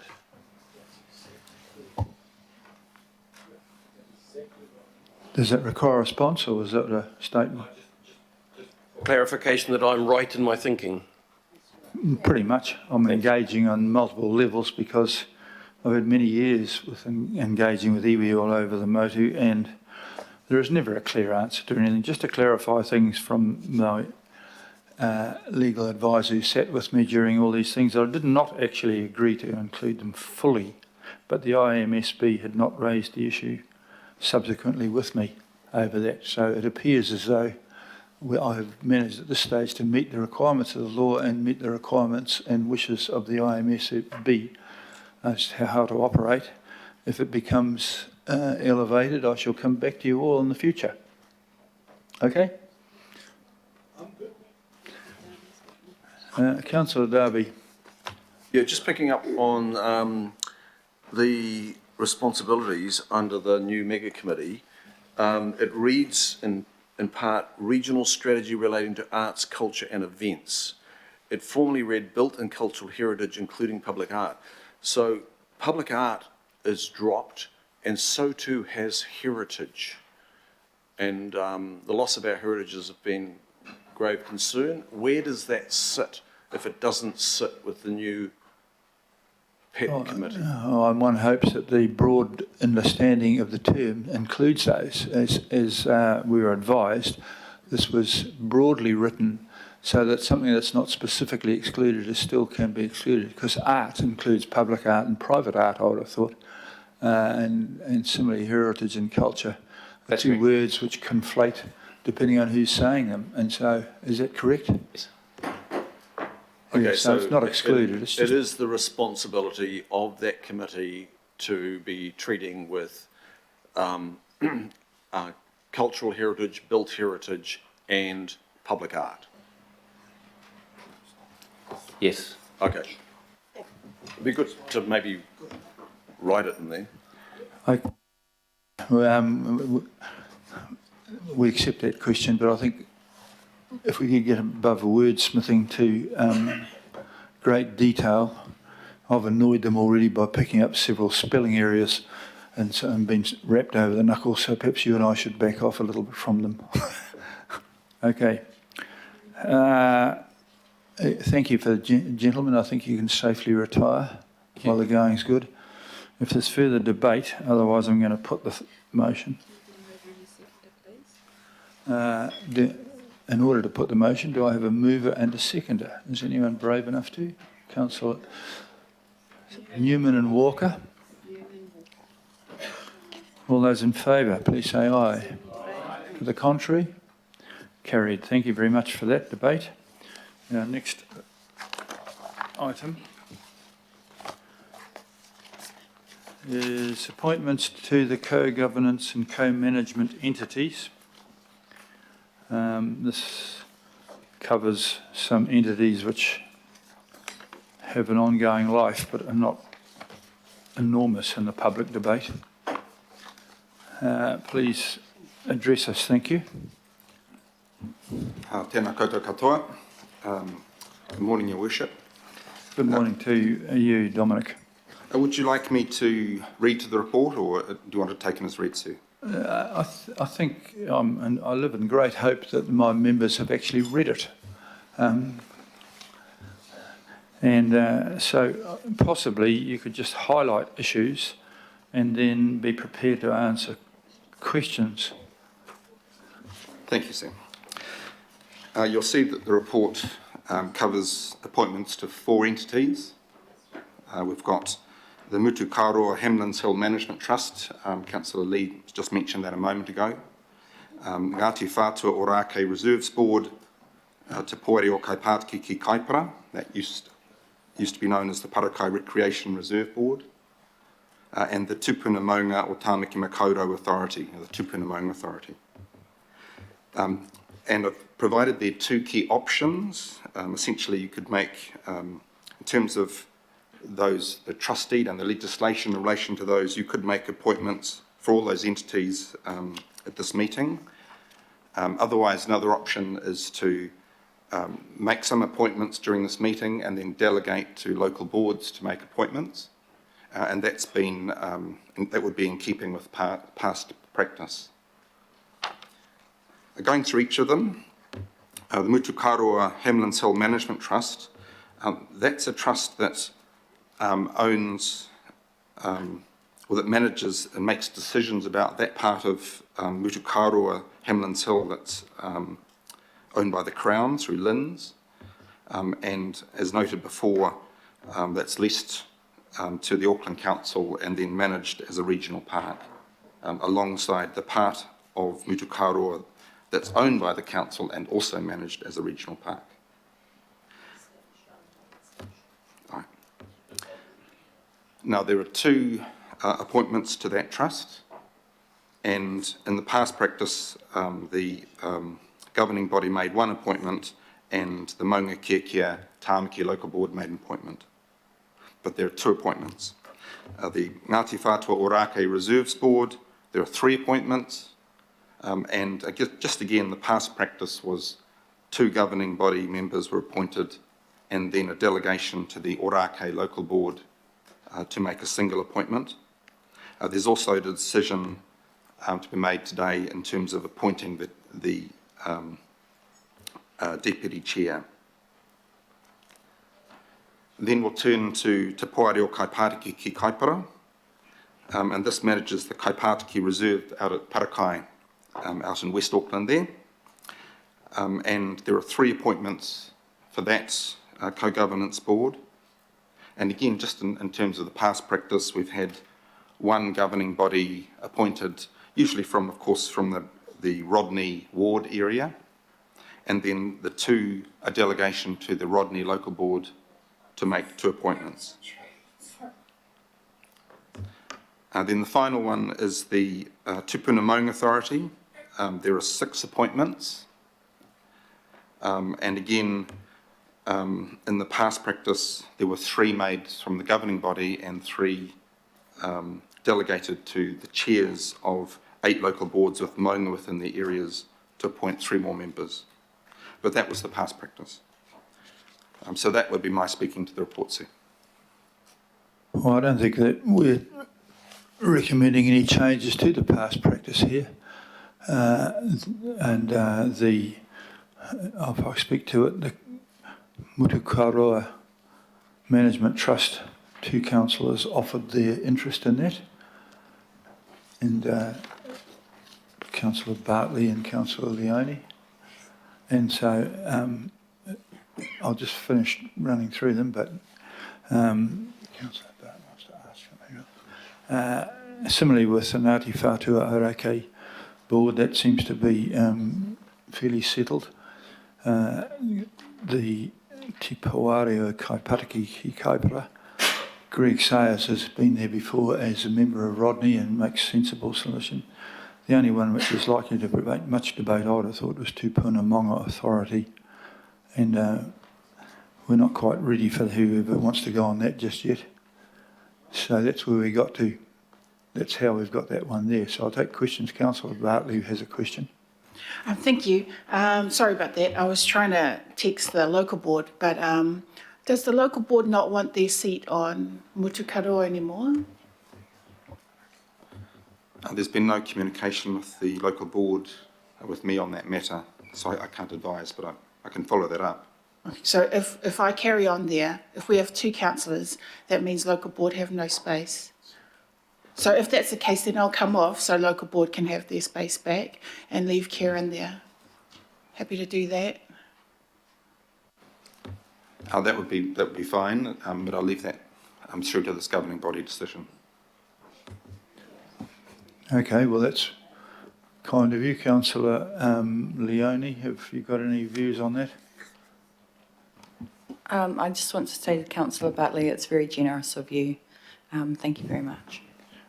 It's okay. We were at the Auckland pre-breakfast this morning with Councillor Fletcher, so those vibes are still in me currently. I'm absolutely sure they're going to bear you in mind when they make that decision. They'll probably choose you, but that is a kind offer, and I propose to accept that as an amendment. Is there any further questions of Dominic before we get into the debate? Oh, yes. Sorry, I've got Filipina and Fletcher in that order. Thank you. Councillor Filipina, please. Thank you, Your Worship. Just a question on D in regards to Tupuna Authority, and I know that previous term the governing body made those appointments, Your Worship, and obviously with the 3 members from the local boards. So really the partai is in regards to why it has now been delegated to the Performance and Appointments Committee. Gilda. Through Your Worship, all I can really say on that point is that the Act provides for the governing body to make appointments, and that allows, obviously, for the governing body to delegate that, and that's all I can really say. I have no further information. Further partai that may be to you, Your Worship, in regards to the Performance and Appointment Committee having the ability to approve the 3 governing body members or the Auckland Council members on the committee. Those members who are not on the Performance and Appointments Committee, even though we can attend it, will they be excluded from putting their name forward if they're not on the committee? No, not at all. Okay. It was a streamlining rather than, there was nothing deep in mind and thoughtful about it. It was just a simplifying matter.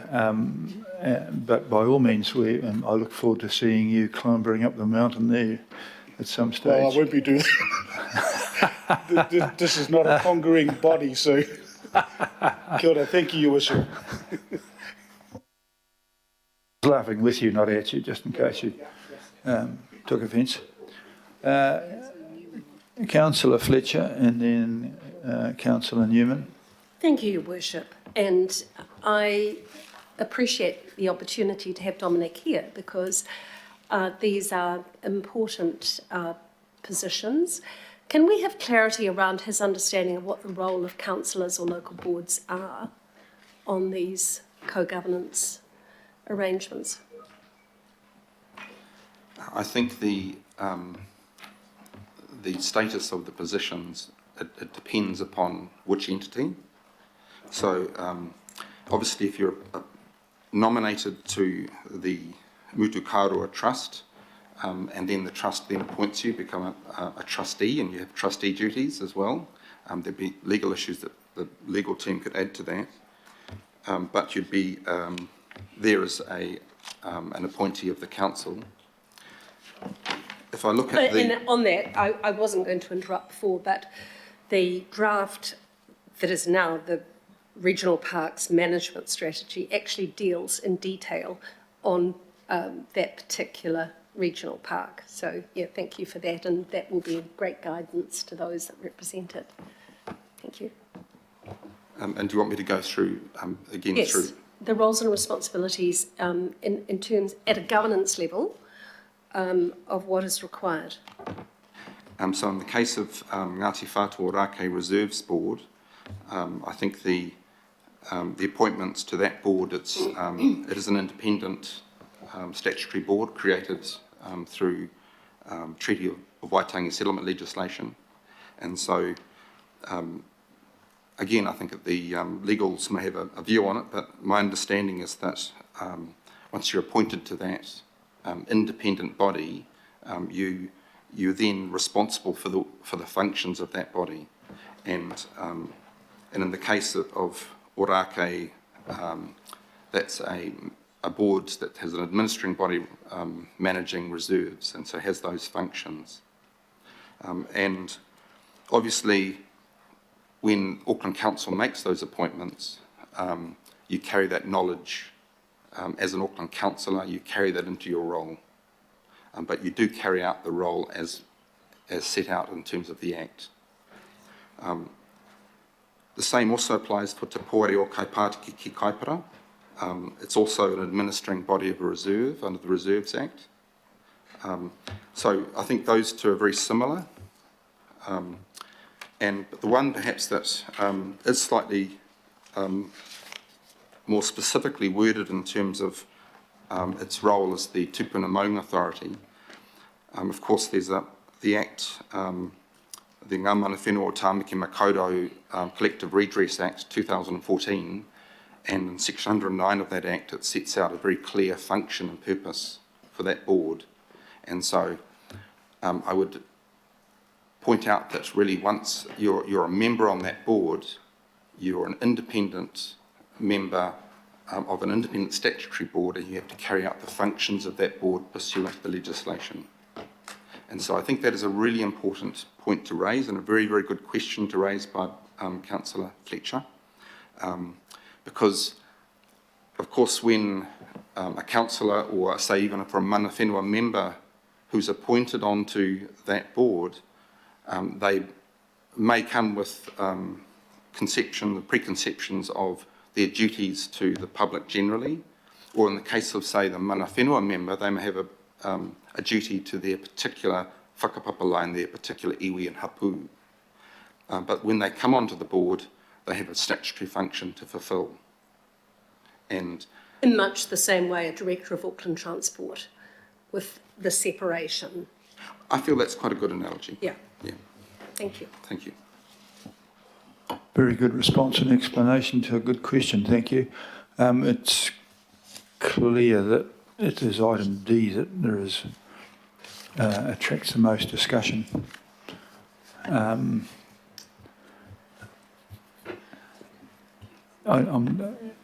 don't even have a huge opposition to it. If that becomes an issue, that it does go back to the whole board either. I'm not, but I'll Councillor Newman. Thank you, Worship. If I can just make a couple of comments in response to the matters that Councillor Filipaina raised. I didn't foreshadow that this particular delegation would fall to that committee, but if it does fall to that committee, it would be my intention to seek expressions of interest from all governing body members who may wish to be considered for appointment to the Tupuna Maunga Authority, and that those expressions of interest be reported back to the committee. Concurrent to that, I'm going to send out an email to committee members updating them that we will have to convene a meeting of that committee shortly to deal with all matters that have been delegated to it, of which this could be one of them, depending on the outcome of the decision today. And I will not be putting myself forward for consideration as a member of that authority. Me neither. I have a question for Dominic, though. That's been raised with the question is, can we appoint members of the local, can we appoint some of our members to the Tupuna Maunga Authority who are not elected councillors?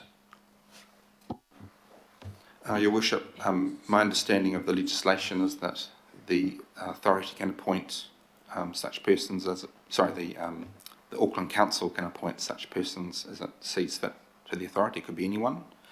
There's an example of that already happened over in essence, over in Te Pōreo Kaipātiki ki Kaipara, where a community member was appointed by the local board under that delegation. So it's a similar circumstance. Okay, so that we could, I can rely upon you to point out to the local board members that they can also appoint people who are not necessarily elected officials. I think it comes down to the delegation there, and of course, in this case, the delegation is to 3 local board members, as determined by the chairs of the local board. So the delegation is for local board members in that case. But so it's the wording of the delegation. Okay, so just to clarify it then, that the appointed members don't have to be elected officials. We just have the authority to appoint people. And that's my understanding, it's correct, sir. Okay? I'm not influencing the debate here, I'm just trying to clarify it before we get round to it. And Councillor Newman, you've ended up with the responsibility to ask for people, both from within the council and from without the council. Thank you very much for your questions. Any further questions? Oh, of course. So we're not going to decide on the membership today. We're going to take it to performance and appointments. That might take some time to do if you're going to seek expressions of interest from citizens of Auckland. And what consideration, Dominic, what are the implications for the governance at the Tupuna Maunga Authority in the absence of at least 3 council-appointed members in the interim? If we don't make those appointments by X date, does the Tupuna Maunga Authority, I understand the various iwi have made their nominations, we're giving the go-ahead to the local board chairs, and then there's another 3 that could be delayed. What are the implications, if any, for governance of the authority from now until the point where the Performance and Appointments Committee confirms the final 3? Through Your Worship, I think it's a very good question. The existing term finishes on the 6th of December this year, but then after that, at this point, we have no members of the authority confirmed for that term. So assuming that mana whenua members made their appointments, that was the 6th, and 3 local board members were appointed by delegation following the resolution as it is at the moment, would have 9 members in total, which would be enough for a quorum. But I must point out, of course, that the authority, I'm sure, would want to be a full body, and while there are no meetings planned for this for this calendar year, there is hope for a meeting early in January 2023, and that's quite an important meeting for determining budget matters. And of course that links in with the Auckland Council's annual budget planning process. So that's important to have a full membership as soon as we can. Okay, so then the question is it realistic that we can delegate this to Performance and Appointments and reach that important deadline of 23 January? I've forgotten the exact date. About late January. It's late January, yeah. Can we meet that deadline? I'm sure we can. I wasn't canvassing for a major advertising program looking for this, but I'm aware that during my campaign, the Tupuna Maunga Authority rose its head into a major debate in certain areas of Auckland, and whereas the other 3 didn't. And there are people who have emerged who have substantial interest in this, and I was just thinking that perhaps we would give them the opportunity to present. It wasn't a matter of hunting for them, they've hunted for us. And so I thought it might be the opportunity for our committee to at least consider those people and either reject them or enhance them to a degree. But they're very high profile, large group people representing very strong interests in the Tupuna Maunga Authority. And so it wasn't just an opportunity to call for members of the public. We can't do that. That is not how we do things here. That is not fair to all those concerned. That is not how you appoint people to bodies. That is cherry picking. That is providing preferential treatment. We might do it in the fiefdom of the far north, Mr. Mayor, but we do not do it here. What was that about throwing little bags at people? Thank you for that comment. In the interest of being adults, Mr. Dewman. Thank you. What I would like to do, what I give an undertaking is if this particular matter, and I didn't anticipate that this particular appointments would be delegated to the Appointments and Performance Committee. But if it is the case that it is, what I want to do is to get urgent advice as to my interpretation as members of the governing body, and potentially, I suppose, but I'd seek further advice on this, or members nominated by members of the governing body, but I stand corrected and get advice from that from officers. If it is the case that this is delegated to that particular committee, I have an email prepared to update committee members. My expectation is that that committee will need to be convened very shortly, because this will not be the only matter. There is the issue of the enduring panel. There is also the issue of the untimely vacancy at Auckland Unlimited. So there are matters of business that do need to be resolved by that committee, and my expectation is that it will need to meet before Christmas. Thank you. There is a meeting scheduled for them in early December anyhow, so thank you for that. Councillor Ferry has her hand up, but you can't see it. Thank you, Mr. Mayor. My queries are in relation also to D. We've just sort of had a bit of my queries answered, but I did want to express some concern with the idea that we might be looking to appoint non-elected members to Tupuna Maunga Authority. I've had quite a bit to do with this issue in my local area as well, and in my previous role, and had a lot of feedback from the community that they do want to see elected members as the council reps. So I'm quite unsure about this idea of potentially allowing for people from outside the elected member cohort to be represented.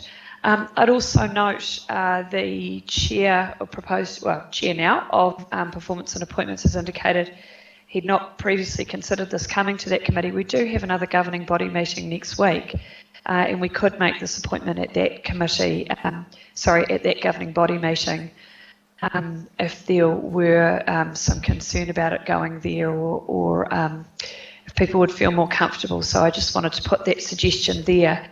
Can I just clarify through Dominic? My experience in appointments to this has been as a chair or deputy chair of a local board that has a maunga in their local board area. My local board previously had never put forward a nominee, and so we had always taken part in the decision-making process. It's been done slightly differently each of the 3 times, but in a very robust fashion that has called for expressions of interest. And in some cases, I think there were even interviews of people, elected members who were keen and stuff like that. So I have no understanding of what the normal process has been for governing body members to be appointed to this by the governing body. So, and it's not covered in the report. It seems that this delegating it to performance appointments is a change from previous. So could I just understand a bit better what the previous practice has been? Through your worship, the previous practice has been for the 3 governing body members to be chosen on the day while this item was before the governing body, and then a delegation was then granted for further 3 local board members. And I understood that the process, which and it has worked effectively, the process was aimed to try and have 3 appointees at a sort of general ward councillor level, and then 3 at a more granular community level, put it that way, and yes, linked to those local boards with maunga within their areas, so that they were in the local communities. So as I said in the report, it was effective in the past, but the point I'm really making is that the law just provides for the Auckland Council to make 6 appointments. It doesn't say who they are, if that answers your question. Yes, it does. Thank you. So if I could just clarify for those of us who are not on the Performance and Appointments Committee, if it does go to that, rather than being decided by a governing body, as has been the past experience, can I understand, please, perhaps from Councillor Newman, I'm not sure if this is okay for me to ask this, what process would you be using to make sure that governing body members who are not on that committee, in particular those who have maunga in their ward, are given a chance to participate in that decision-making process, please? Well, yeah, thank you for the question. The first thing is that my expectation is that if D were to be agreed, and it might not be, it might come back to the governing body next week, but if D were to be agreed, the first thing would be to seek expressions of interest from colleagues, both on the committee and who are not on the committee, who wish to be considered for appointment to the Te Puna Maunga Authority. My expectation would be that the meeting would be open to all members of the governing body, that there would be speaking rights. Unfortunately, the terms of reference require that their voting rights will be the privilege of those members who have been appointed in accordance with the terms of reference. But my expectation would be that all members would be entitled to come along and speak and participate in the debate. I'd welcome that. But if it is not the intention, if it's not the preference of this meeting today that it should be delegated to the that particular committee, then perhaps this could be referred back to the governing body for a decision later, for the governing body to make that decision at that point where everybody can vote on it. Your Worship, thank you. Thank you. Can I just further clarify then in terms of the timing issue? If it were to go to performance and appointments as opposed to going to the governing body meeting next week, what would the difference be in terms of timeframes for those appointments to be made, given that that doesn't seem to be a factor here? Well, if there is a meeting scheduled for the committee in early December, so we're talking a week or two's difference. If the consideration is only elected members of the governing body, then the matter can be resolved by that committee at that time in early December. Thank you. That can I just clarify then? And sorry, these are probably naive newbie questions about how these committees work. So the committee doesn't need to meet in order to open the expressions of interest. Is that correct? My past experience has been that expressions of interest have had to be passed as a motion from a committee before they could open, but happy to hear otherwise. Well, I've sought advice and I'm seeking expressions of interest as the chair, and I'd be hoping that people could, there's already an email gone out from me seeking expressions of interest for the enduring pool. My expectation is if this matter were to be delegated to the committee, then expressions of interest would have to be sought as soon as possible, but the matter of the consideration of expressions of interest received is a matter that would have to be resolved by that committee if it was delegated to it. I have to say that I'm neutral about whether it's sorted out there or at the full board. It wasn't a deliberate thing to cause the Te Puna Maunga Authority to become such a focus of debate. Councillor Fletcher showed interest during the discussions earlier on of being part of it, and Phil would like to talk to us about Phil Wilson, and so I'll let him speak, and then I've got a couple of Your Worship, I was simply going to comment that I see no issue with calling for expressions of interest. The decision-making appropriately resides with the committee later. We can get the process started in the interests of time sooner. Yeah, so that answers that, but we can call for interest without having to have a board meeting to get that. And if the meeting of Councillor Newman fails to sort this thing out, we'll revert to the full council meeting on the 15th. Okay. I have questions from your number 3 there, Councillor. I've got Councillor Leone, Councillor Hills, Councillor Fletcher and Councillor Bartley. In that order. Councillor Leone. Thank you. I'll make mine really quick. The first question was just, given that it's a co-governance model with mana whenua, if we are looking at non-elected members, would we have to run it past them first, is my first question. And secondly, if one of the issues could possibly be that we don't have enough councillors that are interested, which I'm not sure if is the case or isn't the case, but could we look at local boards, members of local boards to fill that gap, if that could be one of the scenarios? Well, I think all of those things are possible. There wasn't a clamour of 3 people around the table to get onto this, which was why I asked the question whether or not other people could get in, and the legislation clearly allowed for it. So we left that open.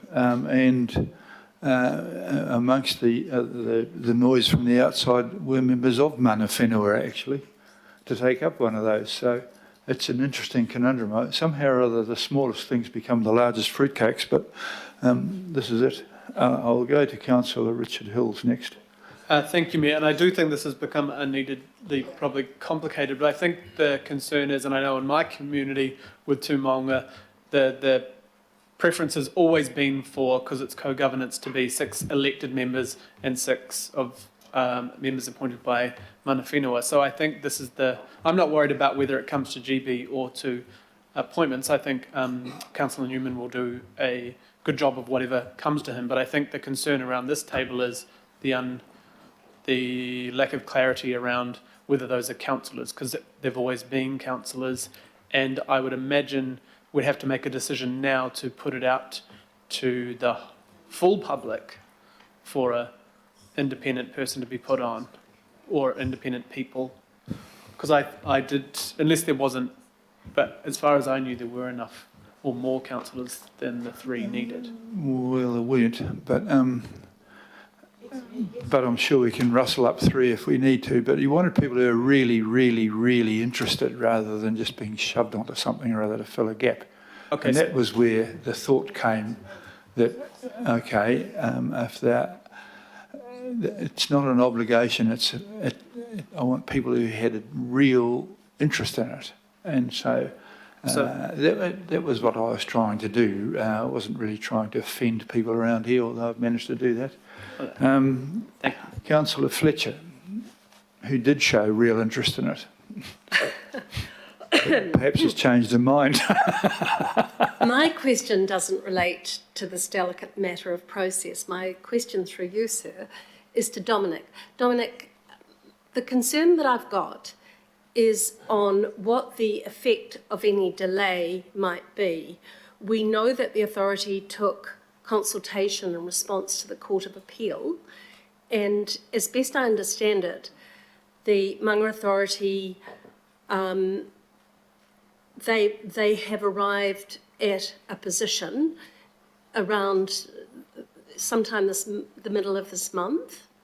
So are there any matters that potentially are controversial within that decision from an operational perspective that we should be aware of at this time?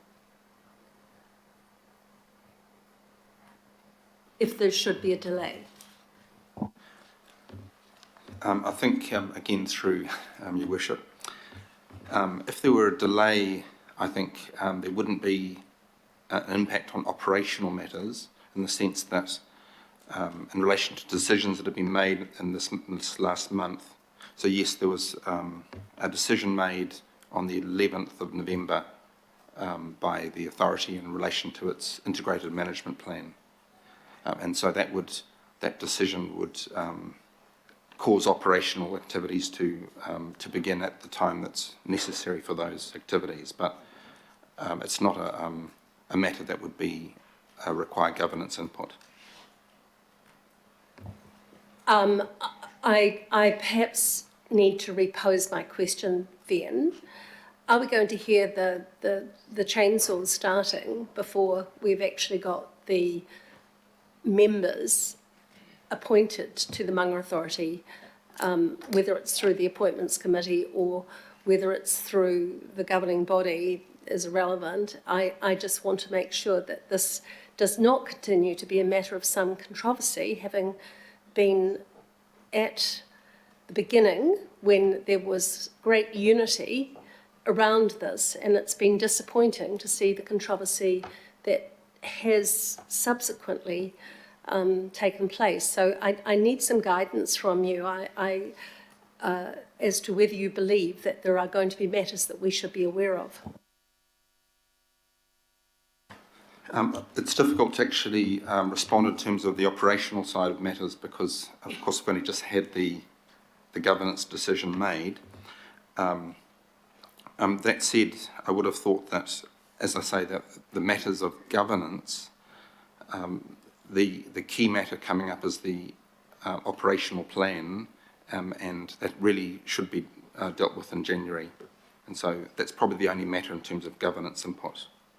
I'm sorry, I'm not quite answering your question, but I don't have information on the operational. So the authorities' consultation response, you tell us, was delivered on the 11th of November, and most of us probably haven't had the opportunity to understand what that entails. It would be pleasing to think that the matters that necessitated the Court of Appeal and others have been resolved.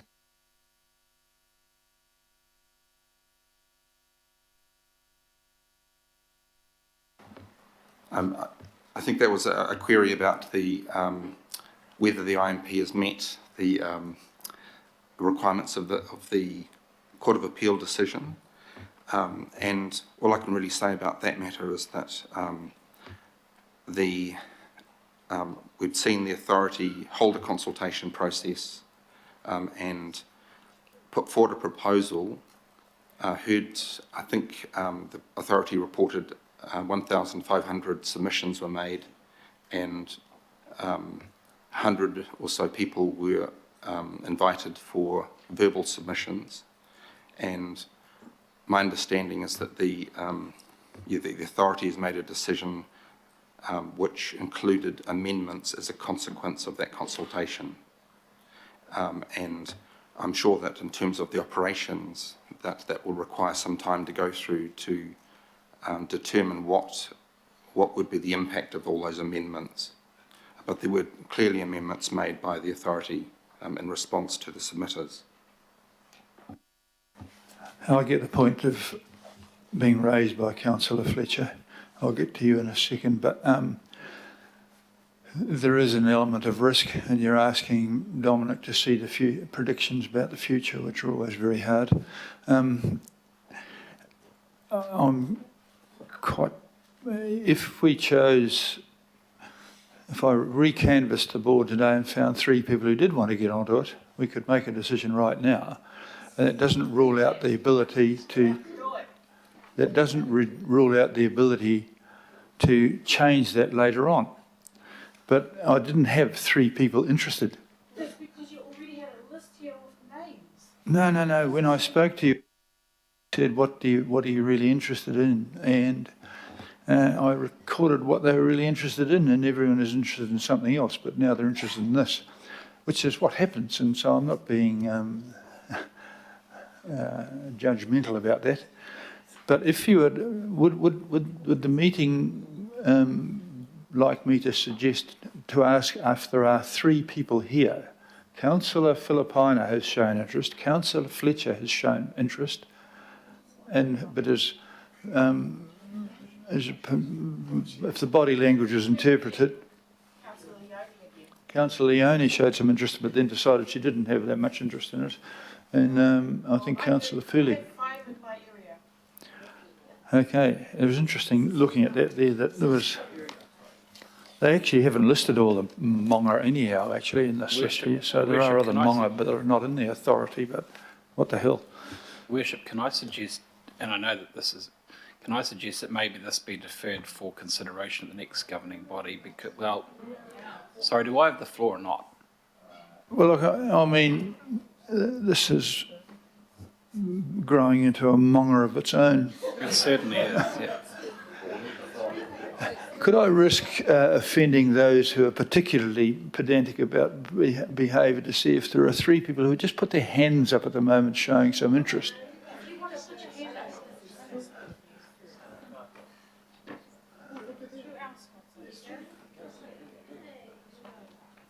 Well, that looks like 3 to me.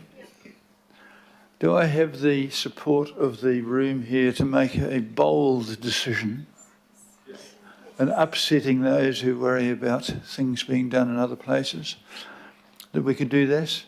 And we do have the ability to review these in 6 months like we always do anyhow. So on that basis, I will take a nomination from Councillor Bartley, Councillor Filipaina and Councillor Leone to make a decision about that. Now, you can all say aye or no to this, but if you don't want me to, are you quite sure that you don't want to take up that opportunity? I put up conditional interest on the basis that there would be the opportunity for addressing the matters that have proven to be controversial. I feel that this matter would be better dealt with giving another week to find those who may also want to put up their hand if we're going to deal with it in this way. So if your decision is to go with recommendation through the governing body, I think the final decision will be improved by giving it a week for people to reflect on whether their interest can That's be a reasonable point as well. Councillor Turner, do you wish to have something to say there? Oh, sorry, Councillor Butt, I'll get back to you, but we're talking about you now. You put your hand up. Councillor Turner? No. In view of this, what I think is yet another compromise floating through my mind at the moment. We've now got 3 people around here interested. We'll put their names forward to Councillor Newman's committee, who will make a decision next week. Would that be all right? No?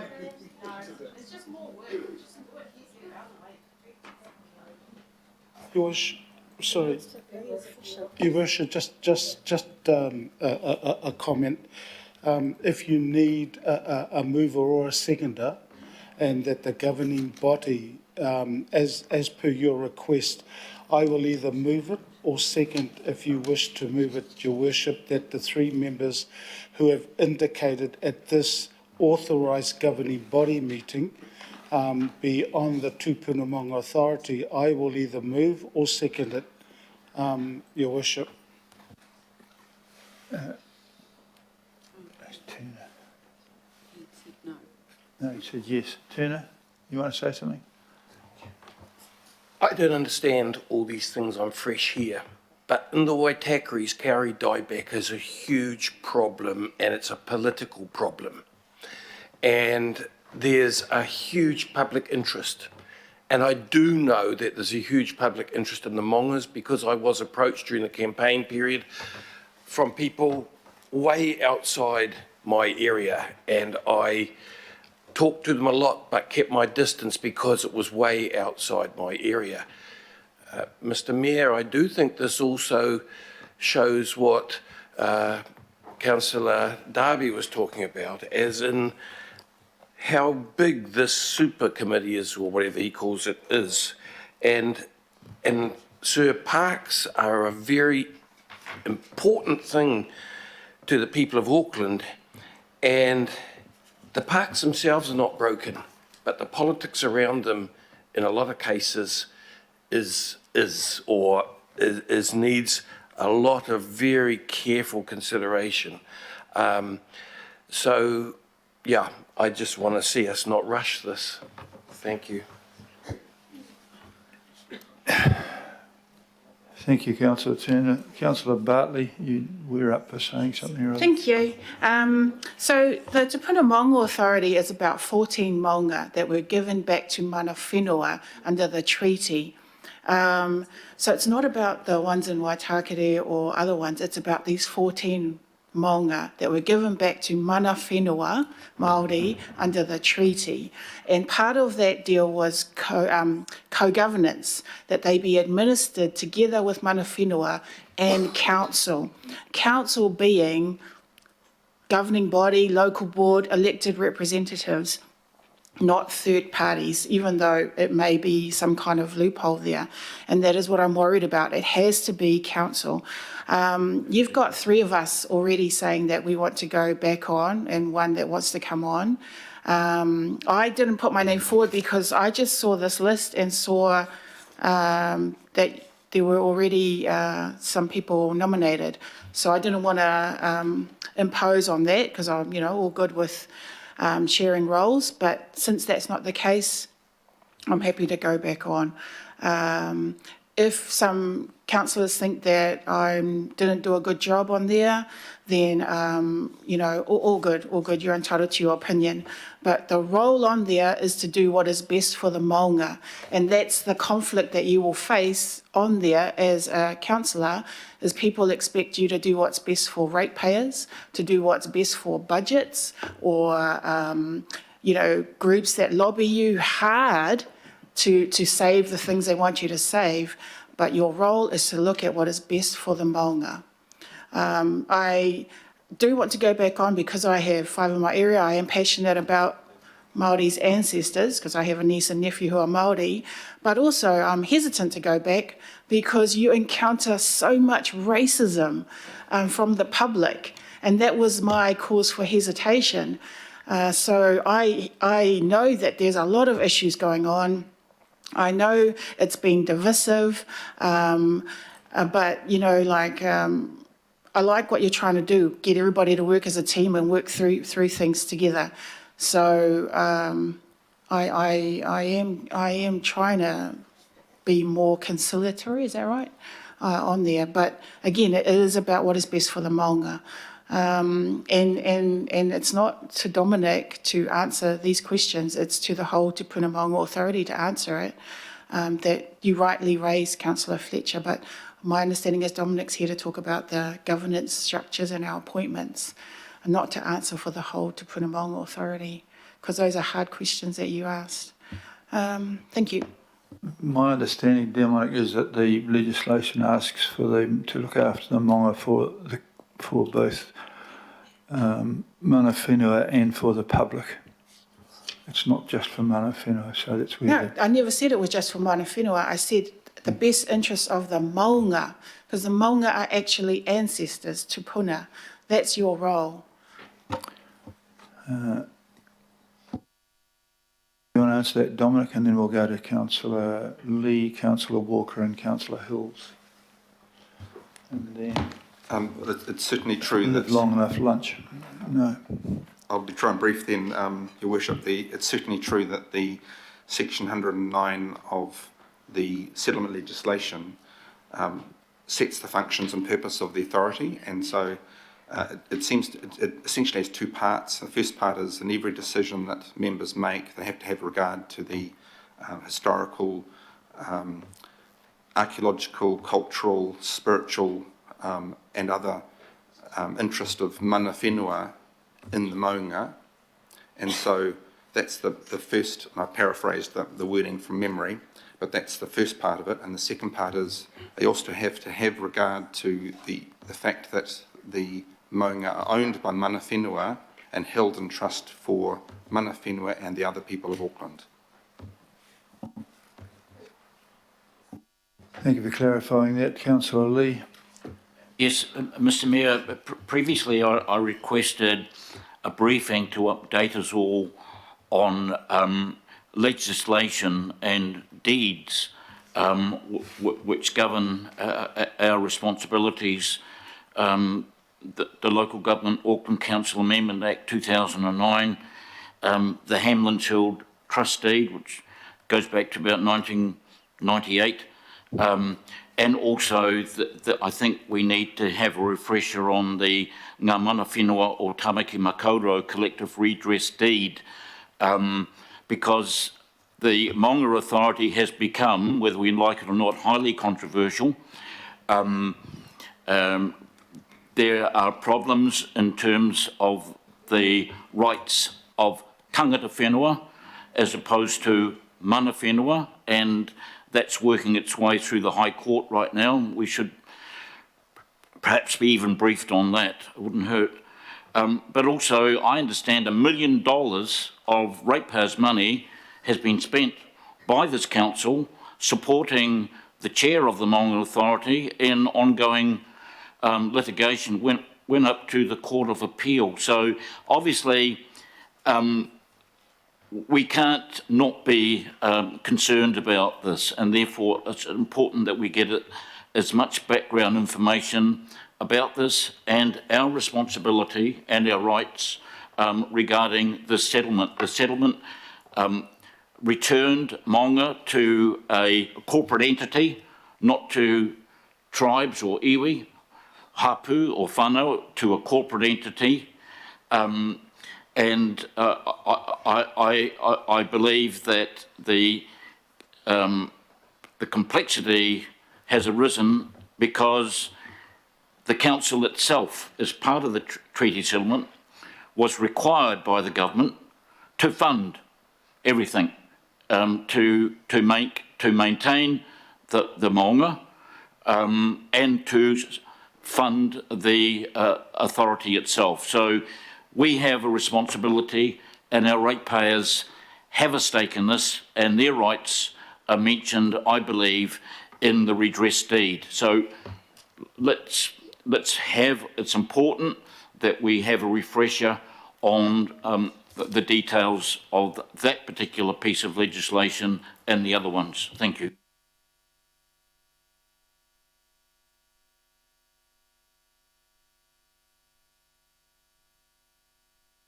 Thank you for that. Councillor Walker, please. I'll be brief. I'll follow on from Councillor Lee, and I agree with his sentiments. There is no question that there has been discord over the management of the Maunga, and that has been reflected in a recent court judgment around the necessity to consult with Aucklanders around, in a particular case, the removal of trees that may be important to many Aucklanders, including myself. So I have a real concern that we should give this adequate time.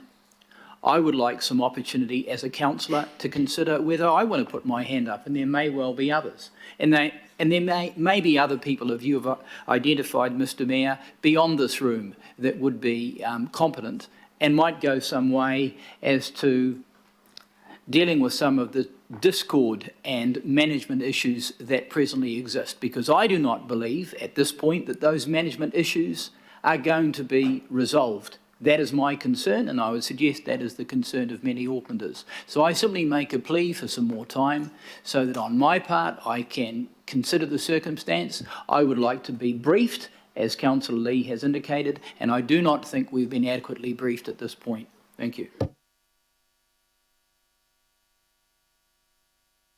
We're going around in circles, but I've got 4 more questions, and I think given the complexity of this, it may well be that we get to the stage where we move this and defer item D, because it looks like a rushed responsibility is not, my clever idea of a quick way out is not a clever idea. So, and I don't think the 3 who put their hands that want to be accused of being kind of railroaded into this. So more sensible proposals, that way when you're on, there will be no questions, and that's a good thing. But I've got Councillor Hills coming.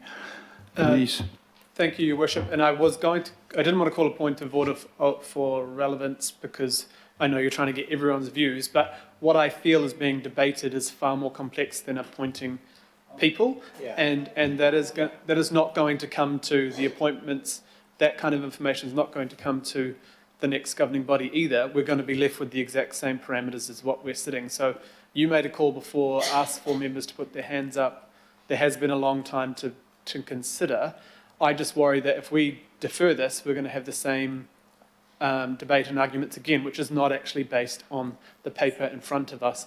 The times we get to debate that is on the operational plan, or if we ask for a review of our part in the Te Puna Maunga. But right now we're debating just appointing members, and I think we're getting distracted. I think it's been an hour now almost on this one item. I think that the paper was quite clever. It just says we will delegate that, and I'll leave it at that stage at the moment, but we now know there is interest within the board, but I'll go to Councillor Fooley.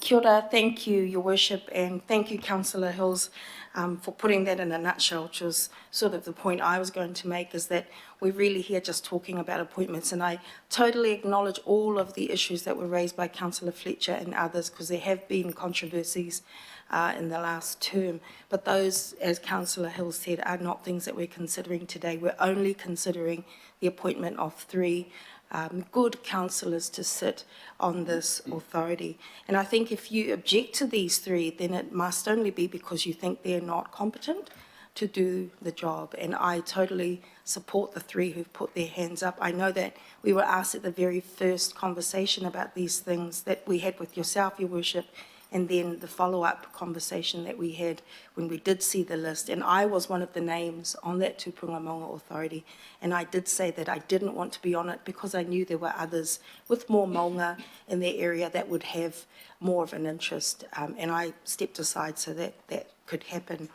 But I have complete faith in the 3 who've put their hands up, and I also appreciate as well, Your Worship, that you've attempted to make things simpler for us in terms of processes, and that this is one thing that doesn't need to go to next week. It doesn't need to go to another process through the appointments committee that I am a member of as well. I think we can simply resolve it here, and people just need to consider whether or not you think that the 3 people who've put their hands up to be appointed are competent to be on that authority. And if you don't think they are, then don't vote for them. But if you think that they are, then vote for them. Kia ora. Thank you, Your Worship. Yeah, it's got complicated like most things. Well, I'll have Councillor Filipaina, Councillor Henderson, then I think we might just go back to what we're debating in the first place, because it doesn't seem as though a rush decision will be a good decision here, and that doesn't in any way reflect upon the people. Your Worship, point of clarification, is this moved and seconded? Are we... No, it's not actually. No, that's so fine. at the That's moment, the substantive thing on the wall is what's moved and seconded. Okay? So I was just doing a little debate, but I've now discovered there is more interest than what I'd thought. So, Councillor Filipaina, you've got to speak, and still debating what's in front of us on the board. So thank you, Your Worship. And Your Worship, to make things simpler, and that's exactly what I'm all about, is to make things simpler. I will move the recommendations and ask for a seconder, whether it be you, Your Worship, or anybody else. So then they are on the table. I then will ask whoever the seconder is, so at least they are aware, that I would ask for their permission to end up changing D1, and that D1 get changed, that the appoint the following 6 members, and D1 is to have the 3 who have put their hands up to be members of the Tūpunga Maunga Authority. Well, 4, but I mean, if that's the case, Your Worship, that's right, but that's my amendment. Sorry, not amendment, that I'm putting it in there and seeking a seconder, Your Worship. So it's been moved, it just needs a seconder. Okay. It doesn't sound like it's going to work somehow or other. So there is a move to amend the item. Is there a seconder to that? Darby is okay. I'll put the amendment, which is to try and sort it out now. Yep. Okay, so that's the amendment is that we make the decision now, and we haven't got, and then we'll have to amend. Then we'll have to call for who they are. But at the moment, the amendment is to make a decision now. Yeah, the amendment, Your Worship, is to appoint councillors Leone, Bartley and Filipaina onto the Tūpunga Maunga Authority. That is the only one on one. That is what I am asking, and it's been moved and seconded.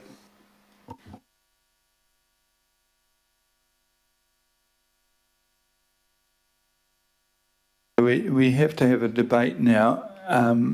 You've moved kind of like a double movement that we are going to make the decision right now, and you've got 3 names that are being put forward.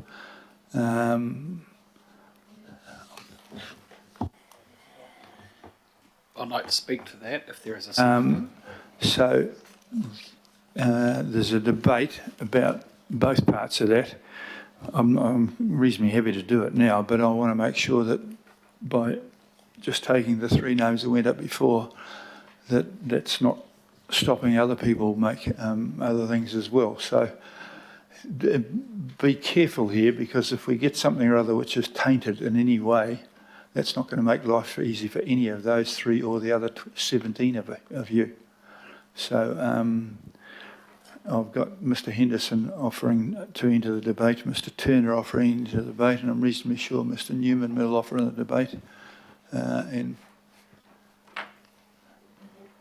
Mr Watson. Okay, Mr Henderson, please. Thank you, Mr Mayor. I hope that we can all just unite and get behind this amendment, which I think makes a lot of sense. I would challenge any contention that this is rushed at all. I mean, for goodness sake, the Tūpunamanga Authority existed last term. It existed in the election. We all knew when we walked into the Mayor's office that roles were up for your feedback, and you can go and give that feedback. There was every opportunity to put yourself forward in any of those things. We had several discussions. Also, finally, this came out on Monday. It's now Thursday. You had plenty of time to read your agenda, put your name forward, etc. I don't think this is rushed at all. I just urge us to get this off our desk, nail these appointments today, get everything in place so that we can get to tackling the huge issues that we've been talking about recently, and more huge issues facing this council very, very soon. So let's just nail it.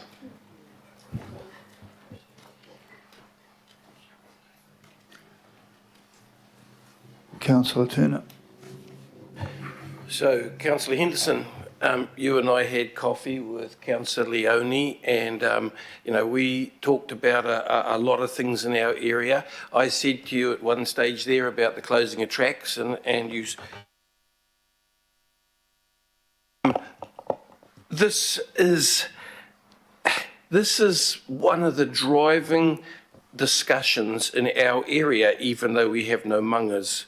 It's all about trees, it's all about the forest, it's all about what people see as being important to them. As you know, I understand that Maori see the forest, the kauris, the big trees as their ancestors.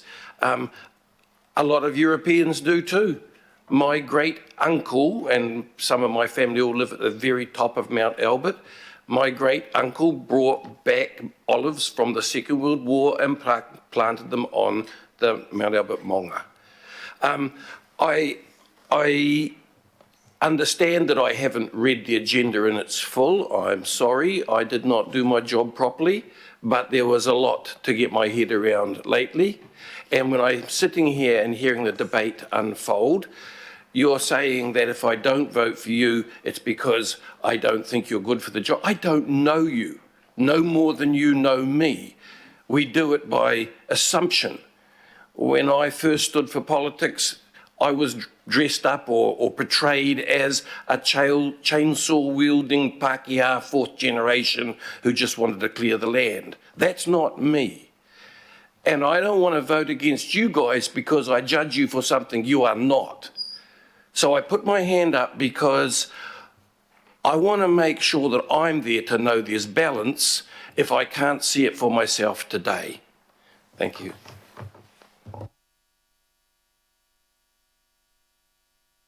Councillor Newman. I've got Newman, Dalton, Williamson and Foley so far. I've read the Redress Act.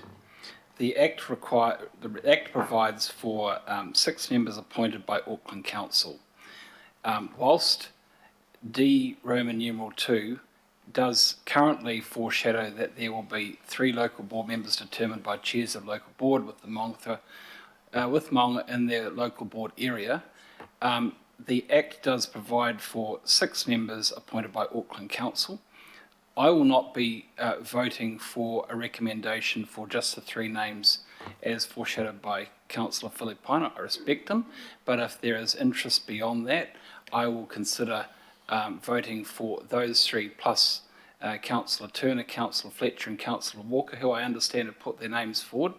But if it is the case that it's going to be 6 councillors for 3 positions, then we will have to vote and we'll have to go through a ballot to determine who has the most support amongst that pool of candidates. Otherwise, I just wonder if the mover of the amendment would consider an amendment further to add the 3 other names of councillors who have expressed an interest in order to move this matter forward. And that would mean that D Roman numeral 2 would have to be struck out. It would be councillors only. Your Worship, I just reply as the mover to Councillor Newman. Is that okay through you? Just to reply to his request. Councillor Newman, no. I mean, if you wish me to strike out 3 local boards, so be it on your head, not mine. Because if we're talking about Auckland Council, and Auckland Council is the governing body and the 21 local boards, and you're asking me as the mover to give no representation for the 3 local boards, my answer is no. Are you proposing an amendment to increase the numbers, or are you not? I'm not quite sure. No, Your Worship, I'm foreshadowing that there is an issue here because what Councillor Filipaina is seeking to do is get agreement around 3 names that he has mooted. Actually, there's more than 3 names that have been expressed, as I understand it, so we'll have to go through a beauty contest if that's the case. Your Worship, just a comment on clarification to Councillor Newman, if that's okay, again through you, just a point of clarification. Councillor Newman, just to let you know, His Worship the Mayor was the one who ended up asking for people around this governing body table to put their hands up if they were interested in being the 3 GB members on the Tupuna Maunga Authority. Not me. It was His Worship the Mayor. He then got 3 councillors to put their names up. Then we ended up getting into a debate. So the clarification, and just for your sake again, Councillor Newman, is that His Worship the Mayor asked, and there were only 3 councillors. We now have 6. This is why I am saying that at least you know it was His Worship the Mayor, not myself. Kia ora. Thank you, Your Worship. I didn't actually ask for the debate raged on and other people showed interest. And I think that the current one sitting in front of you is based on the first 3. But when other 3 have shown interest as well, not initiated by me, but have shown interest, I think it would be disingenuous not to at least consider whether or not we should be, and if I was one of the 3, I wouldn't want to be voted on under a circumstance which was under some question. So perhaps I'll try my informal thing again, which is not working very well, but I'm trying that. Would the 3 hugely object to having us completely open this up for anybody who really does suddenly want to be on this blooming monga? And I'm not one of them. I might declare my interest. Josephine, you're a good speaker on these things. I would really support it being 3 councillors, 3 local board. So I'm not going to push and say, put me in there, but 3 councillors, 3 local boards. That's what I would love to see. I hear that. So I'll go a bit further down the track with some more questions and things, but we've got 3 that put their hands up early and 3 that put their hands up later, and that looks clumsy to me. We've got an amendment with a seconder. We're still discussing that. There's opportunities for further amendments to that, but not sure. I'll take the next debate. Next person with a hand up is Councillor Watson, and we'll see if anything clarifies itself. Jesus, like a 3 times table, wasn't it? I mean, wait another 5 minutes, we might have 9. I just, Mr. Mayor, I'm trying to retain a relatively objective standpoint here, and just I think this is one of these issues where, as you get into discussion, you know, you find out it's bigger than it actually appeared to be at the start.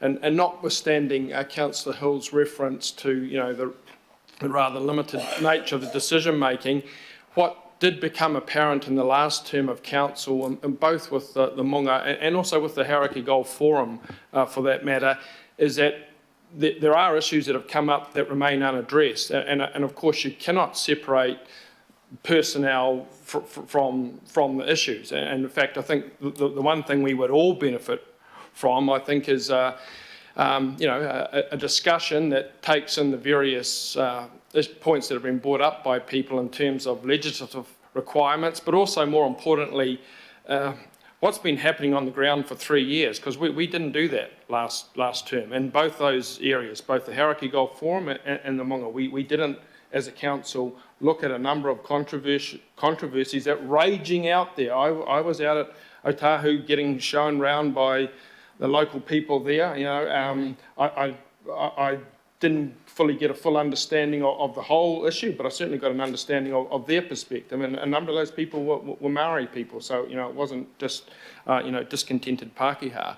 So without any reflection of, you know, the excellent individuals that are up there in terms of councillors, I think what this last half an hour, whatever it has shown, is that we do need to reflect on this a bit more. And for me, I don't see what difference a week is going to make. I think in terms of the education and then the clarity that should come about of that. Otherwise, the default then is to go into a vote here where we've got double people, where there's people making pictures of one short or another, and we still don't really get to address some of the issues that I think are making this more heightened than it certainly has been in the past. And obviously people didn't make it clear to you, Mr. Mayor, during that fairly extensive and exhaustive process of talking to people that, you know, there was a burning passion to be on this, or else it would have been dealt with in that time. It didn't occur. It's occurring now. So let's just take that time to try and you know, get a little bit of perspective on this, and that might end up solving it. That's what I'd hope. The other thing that might solve this is lunch.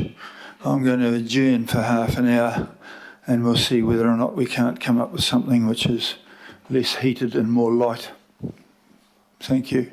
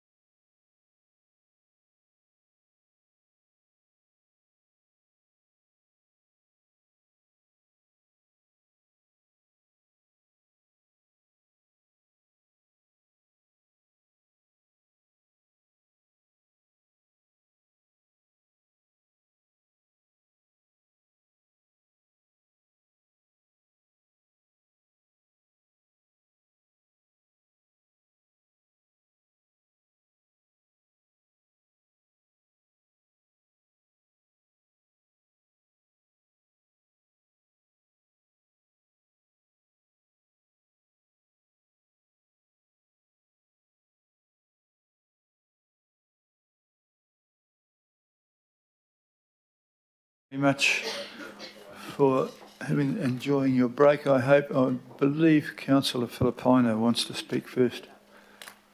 Tēnā koe te rangatira, Your Worship, the Mayor. I just want to end up, there they are. So look, there's a new D and a new E. I want to acknowledge the people that have, one, contacted me, but also had an input in regards to this. I think we've come to a very good compromise. And one of the best things is, because I have been talking with the staff, Your Worship, is the fact that we can continue with D. And this is the new D and the new E. The new D is that our staff can then contact local boards to end up getting their 3 members.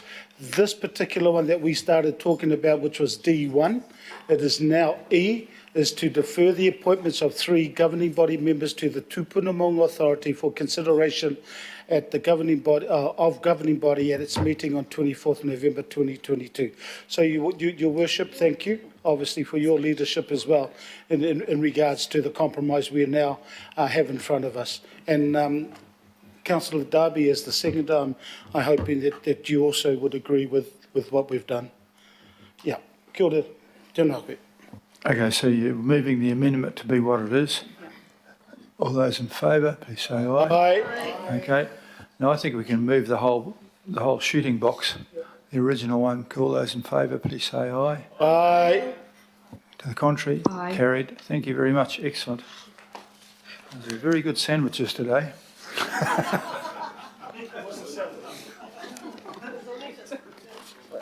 All right. At the risk of thing, we are now recommending the appointments to the co-governance and co-management entities. In this particular case, we do know who they are, and I think there's full agreement about that. So is there a mover and a seconder anyhow before we debate this one? Henderson and Foley. Okay. We know what this is about. I think this has been fairly well canvassed, and this was as a result of a very strong and clear result from my 20 or 30 hours with you all. Okay, James, you outline what we've got here.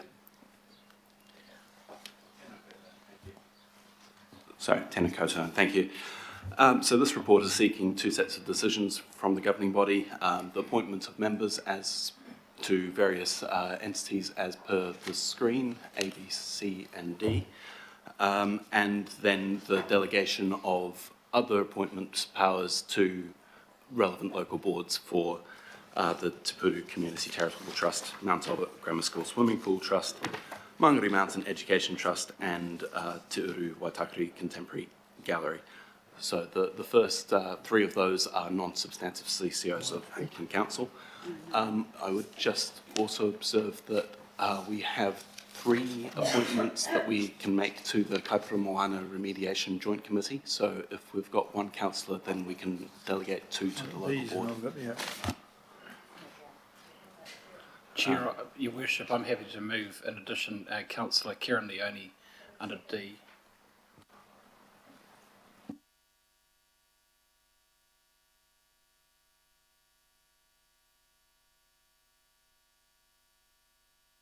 Let's repeat that again, and have you got a second?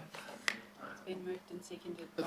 In relation to D, you can Okay. actually have 3 members. I was on the Kaipara Moana Remediation Joint Committee last term with Councillor Sayers. I'm not available this term, but we can appoint 1 more. We need 1 more because that's important for quorum. There always has to be at least 1 elected member from Auckland Council there. So in addition to Councillor Sayers and 1 member from the Rodney Local Board, I move an amendment to include Councillor Kieran Leone, and it's seconded by Councillor Simpson. James, would you like to comment on that, please? No, Daniel Scaps, Councillor Newman is absolutely correct. That's That's what was the practice last term, to have 2 councillors and 1 Rodney local board member. There's no specific split that we need to make, but what he proposes is completely fine.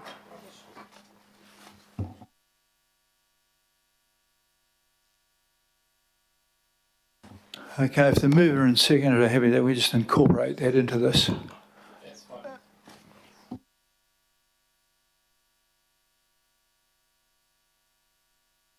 That's good. Now, is there further debate about this?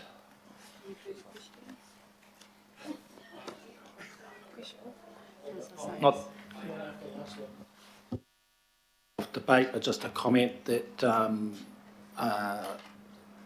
obviously the councillors will, at the end of the conclusion, a number of us are on a number of committees, and we all may have heavy workloads, but certainly I'm looking forward to contributing to all 9 committees that I'm on, and also while maintaining strong advocacy for the ratepayers of Rodney.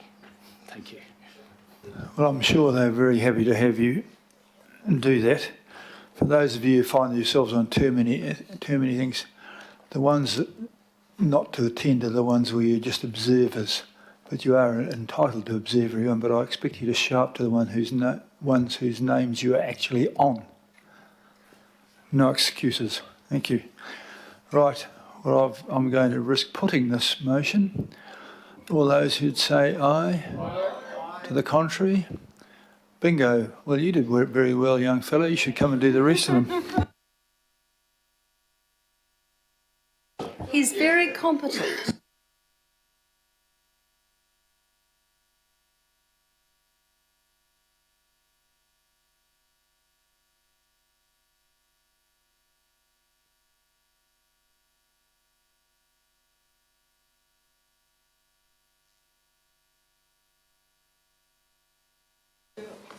Okay, we're on item 10 and I welcome Rose Leonard to the table. This is the low-hanging fruit, or the putia, or the rewards. Please address. Kia ora tātou. For those of you who don't know me, my name's Rose Leonard. I'm the Manager of Governance Services here at Council. The report before you is about the remuneration of councillors, in particular the remuneration pool. As you know, Auckland Council is required to make recommendations to the Remuneration Authority on how the remuneration pool that they set, the total sum of, should be allocated between councillors. The Mayor's remuneration, local board remuneration and the minimum base remuneration for councillors is already set by the authority. On top of the base remuneration for councillors, there is a remuneration pool to be allocated to those who have additional responsibilities. The Mayor has proposed an allocation of that pool. Councillors' recommendations must include a rate for the base councillor rem and rates for positions of additional responsibility that the governing body wishes to recognise. The authority then considers our proposals and determines those, and those become payable and backdated until the date we make this decision, the date after we make this decision. And I think you have the Mayor's proposal circulated up there and up on the screen. So over to you, Your Worship, for questions, if there are any.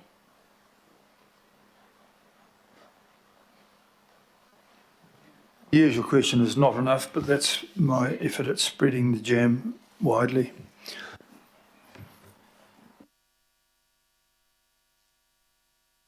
Wonderful. In the interest of no questions, do I have a mover and a seconder for this? Fletcher and Baker. Yes, well there. Any further debate about this? Or can I... Oh, Councillor Dunn. Mayor, how did you get the $1 at the end of 10,001 for the portfolio lead additional? I really want to see the report on that. I asked for the Well, there was an exact number, and even a better question would be how did they come to the number that I was given, which had an odd number in there. And so I tried to make them even whole numbers, but if I added on to one of the committee chairs and made them 695 and the other one 694, I'd have had a debate. And so I thought, well, there was $1 spare, and there was no homeless men to give it to, so I gave it to Alf. But thank you for... I beg your pardon? Could you not put it back into the sort of pool that we could use later on? No, yeah, well, that's... but it's an excellent question. Provide a frivolous answer.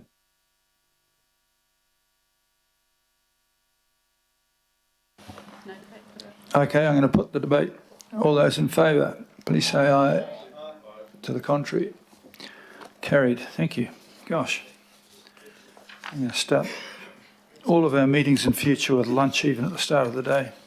The recruitment process for district licensing committee members. Julie McKee is going to address us on this, the hearings manager.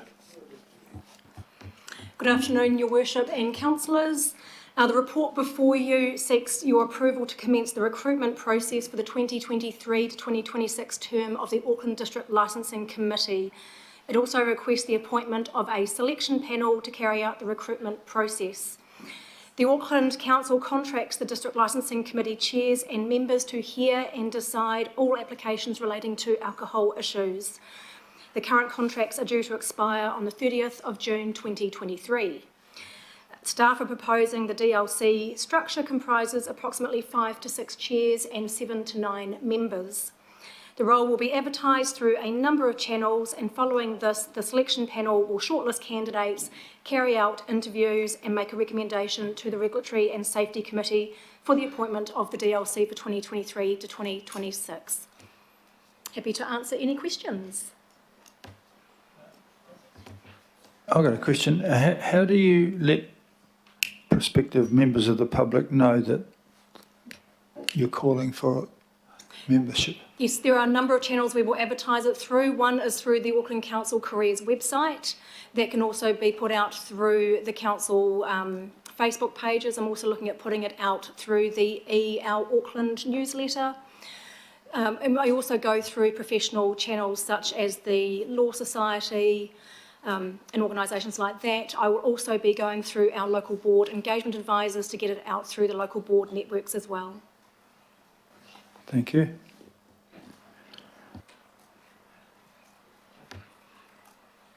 Councillor Darby, Councillor Bartley, Councillor Fooley. No, Councillor Darby was mistaken.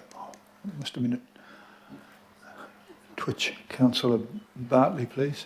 Thank you, Your Worship. I was just going to move this when we, or asked to move it as Chair of Regulatory and Public Safety when we get to it.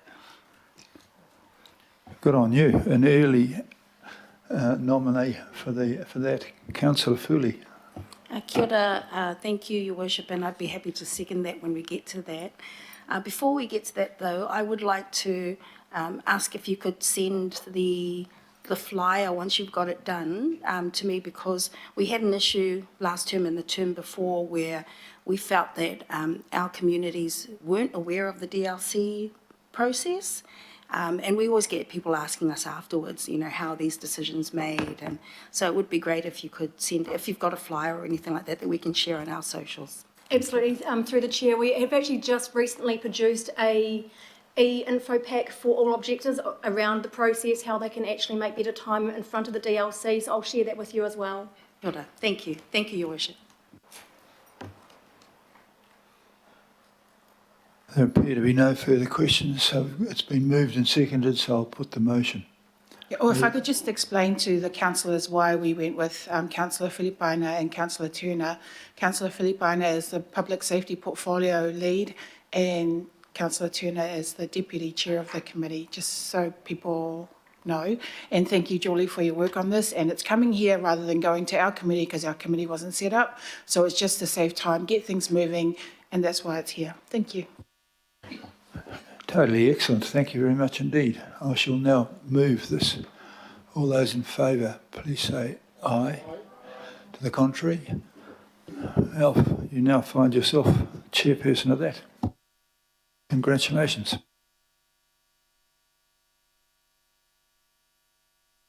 We're now moving to item 12, which is the Auckland Council sponsors,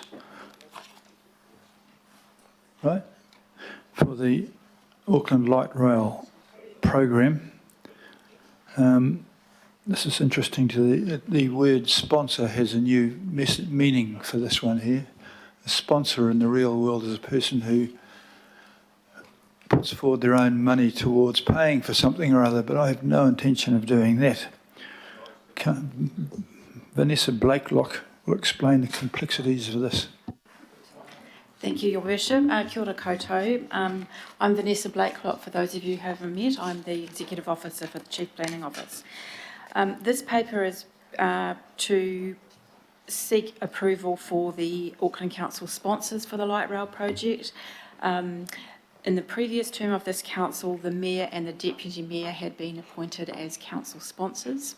They sit alongside 3 Ministers of the Crown as other sponsors for the program. Part of the role of the sponsors is to provide ongoing direction and governance advice to the company on key policy matters. However, each agency, council and agencies of the Crown, retain their specific decision-making responsibilities for aspects of the project. So what that means for council is that you can expect to see specific decisions sought at a governing body or committee of the whole level for decisions that relate to the purview of council. So just to summarise, we're seeking the appointment of 2 members of the governing body, and I understand that we have Chair's resolutions on the screen to that effect. Happy to take questions, Your Worship.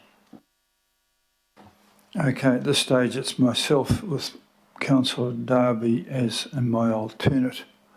I didn't mean to upset the Deputy Mayor, but I don't think he really wanted to go to that much. I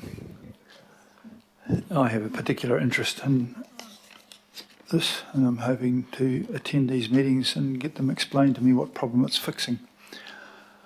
So if this is no further, I don't think it needs a hell of a lot of debate. Move it, debate it. I think it should be moved, and I'll ask for a move in a second, and then I'll open it for questions. Okay, got that. Now, Councillor Walker. Sure. I think there are a number of councillors around the table that share your misgivings around the light rail project.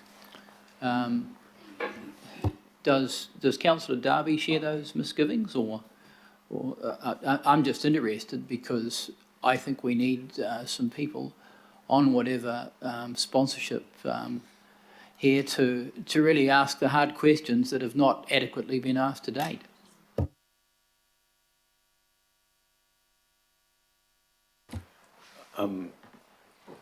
Misgivings? It feels like Christmas coming early or something. I'm not in. Well, if you're asking me a question, I don't think the business case for it stacks up. Just to let you know, in my business, I've told the government I am yet to be convinced. So it doesn't say that I'm wildly against or wildly for, but I have yet to be convinced of its wisdom. So, I don't know if Councillor Darby wants to respond to that or not. No? Okay. Councillor Fletcher. Your Worship, this is your opportunity to put your governance structure together, and as such, I will support your recommendation on this, but I do find it slightly inconsistent with the earlier discussions we've had on the role of our committees of the whole. And in this case, if I'm to take that seriously, that the policy will emanate from those committees, the logical person to have had there on transport would have been Councillor Watson. But I am happy to be guided by you for whatever reason you are choosing on this, but I just make the point that I would like to see consistency in the future on the way that policy is going to emerge. That's a very good point. I can't for the life of me remember exactly how we got to there, but I have confidence that Councillor Darby will behave in a suitably wonderful manner. He certainly is very good at asking questions, and I rely on his ability to ask difficult questions. He can, if he goes there instead of me, he can just imagine it's me he's talking to and ask them hard questions, and we'll all be better off for it. So I'm happy to continue with Councillor Darby. But I'm also happy to ask questions everything I do. All right, on the basis of that, we've got a mover and a seconder. All those in favour? To contrary? Carried. I shall report back on what promised to be interesting meetings.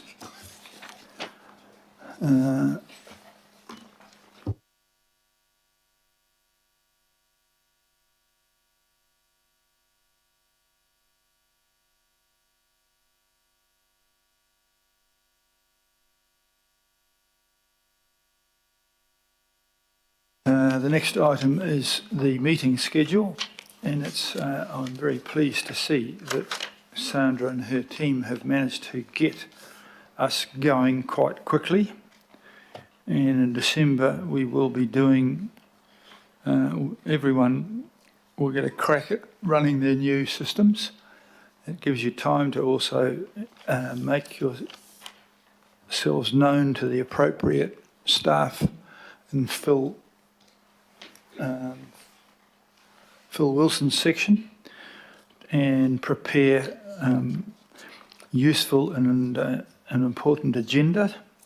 We have 2 Wednesdays set aside for workshops. We haven't determined which ones those will be, but we'll wait for them to be filled once the appointees of the various committees make their way and determine whether they need 1 or 2 workshops during those times. But this is very good use of the time, and it means that everyone will have met and had some form of discussion before the 15th, which is the day in which I have the pleasure of delivering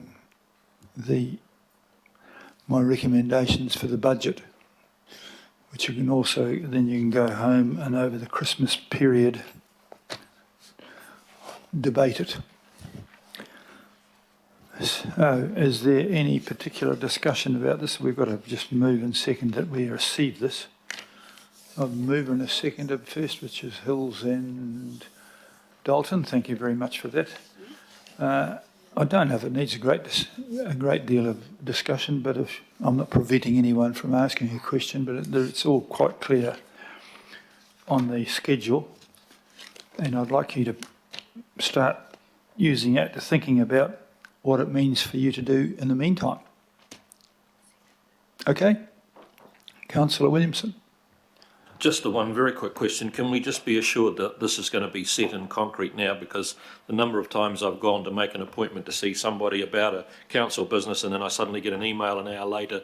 Now, I know it's been tough to get sorted, but if we can just lock this in and then we know we can build our timeframes around it. For the year. No, not for the year, just even for December. No. Once it's approved, the invites will go straight out. Okay, so you are about to set it in concrete with an ounce of luck. Okay. Okay. Moved and seconded. All those in favour? Contrary?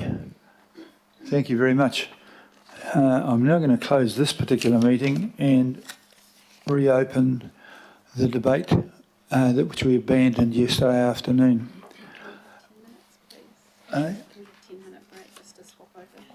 The staff want 10 minutes just to swap over and change things about. But thank you for your attendance, and we declare the meeting closed. And in 10 minutes' time, we'll re-workshop yesterday. Thank you.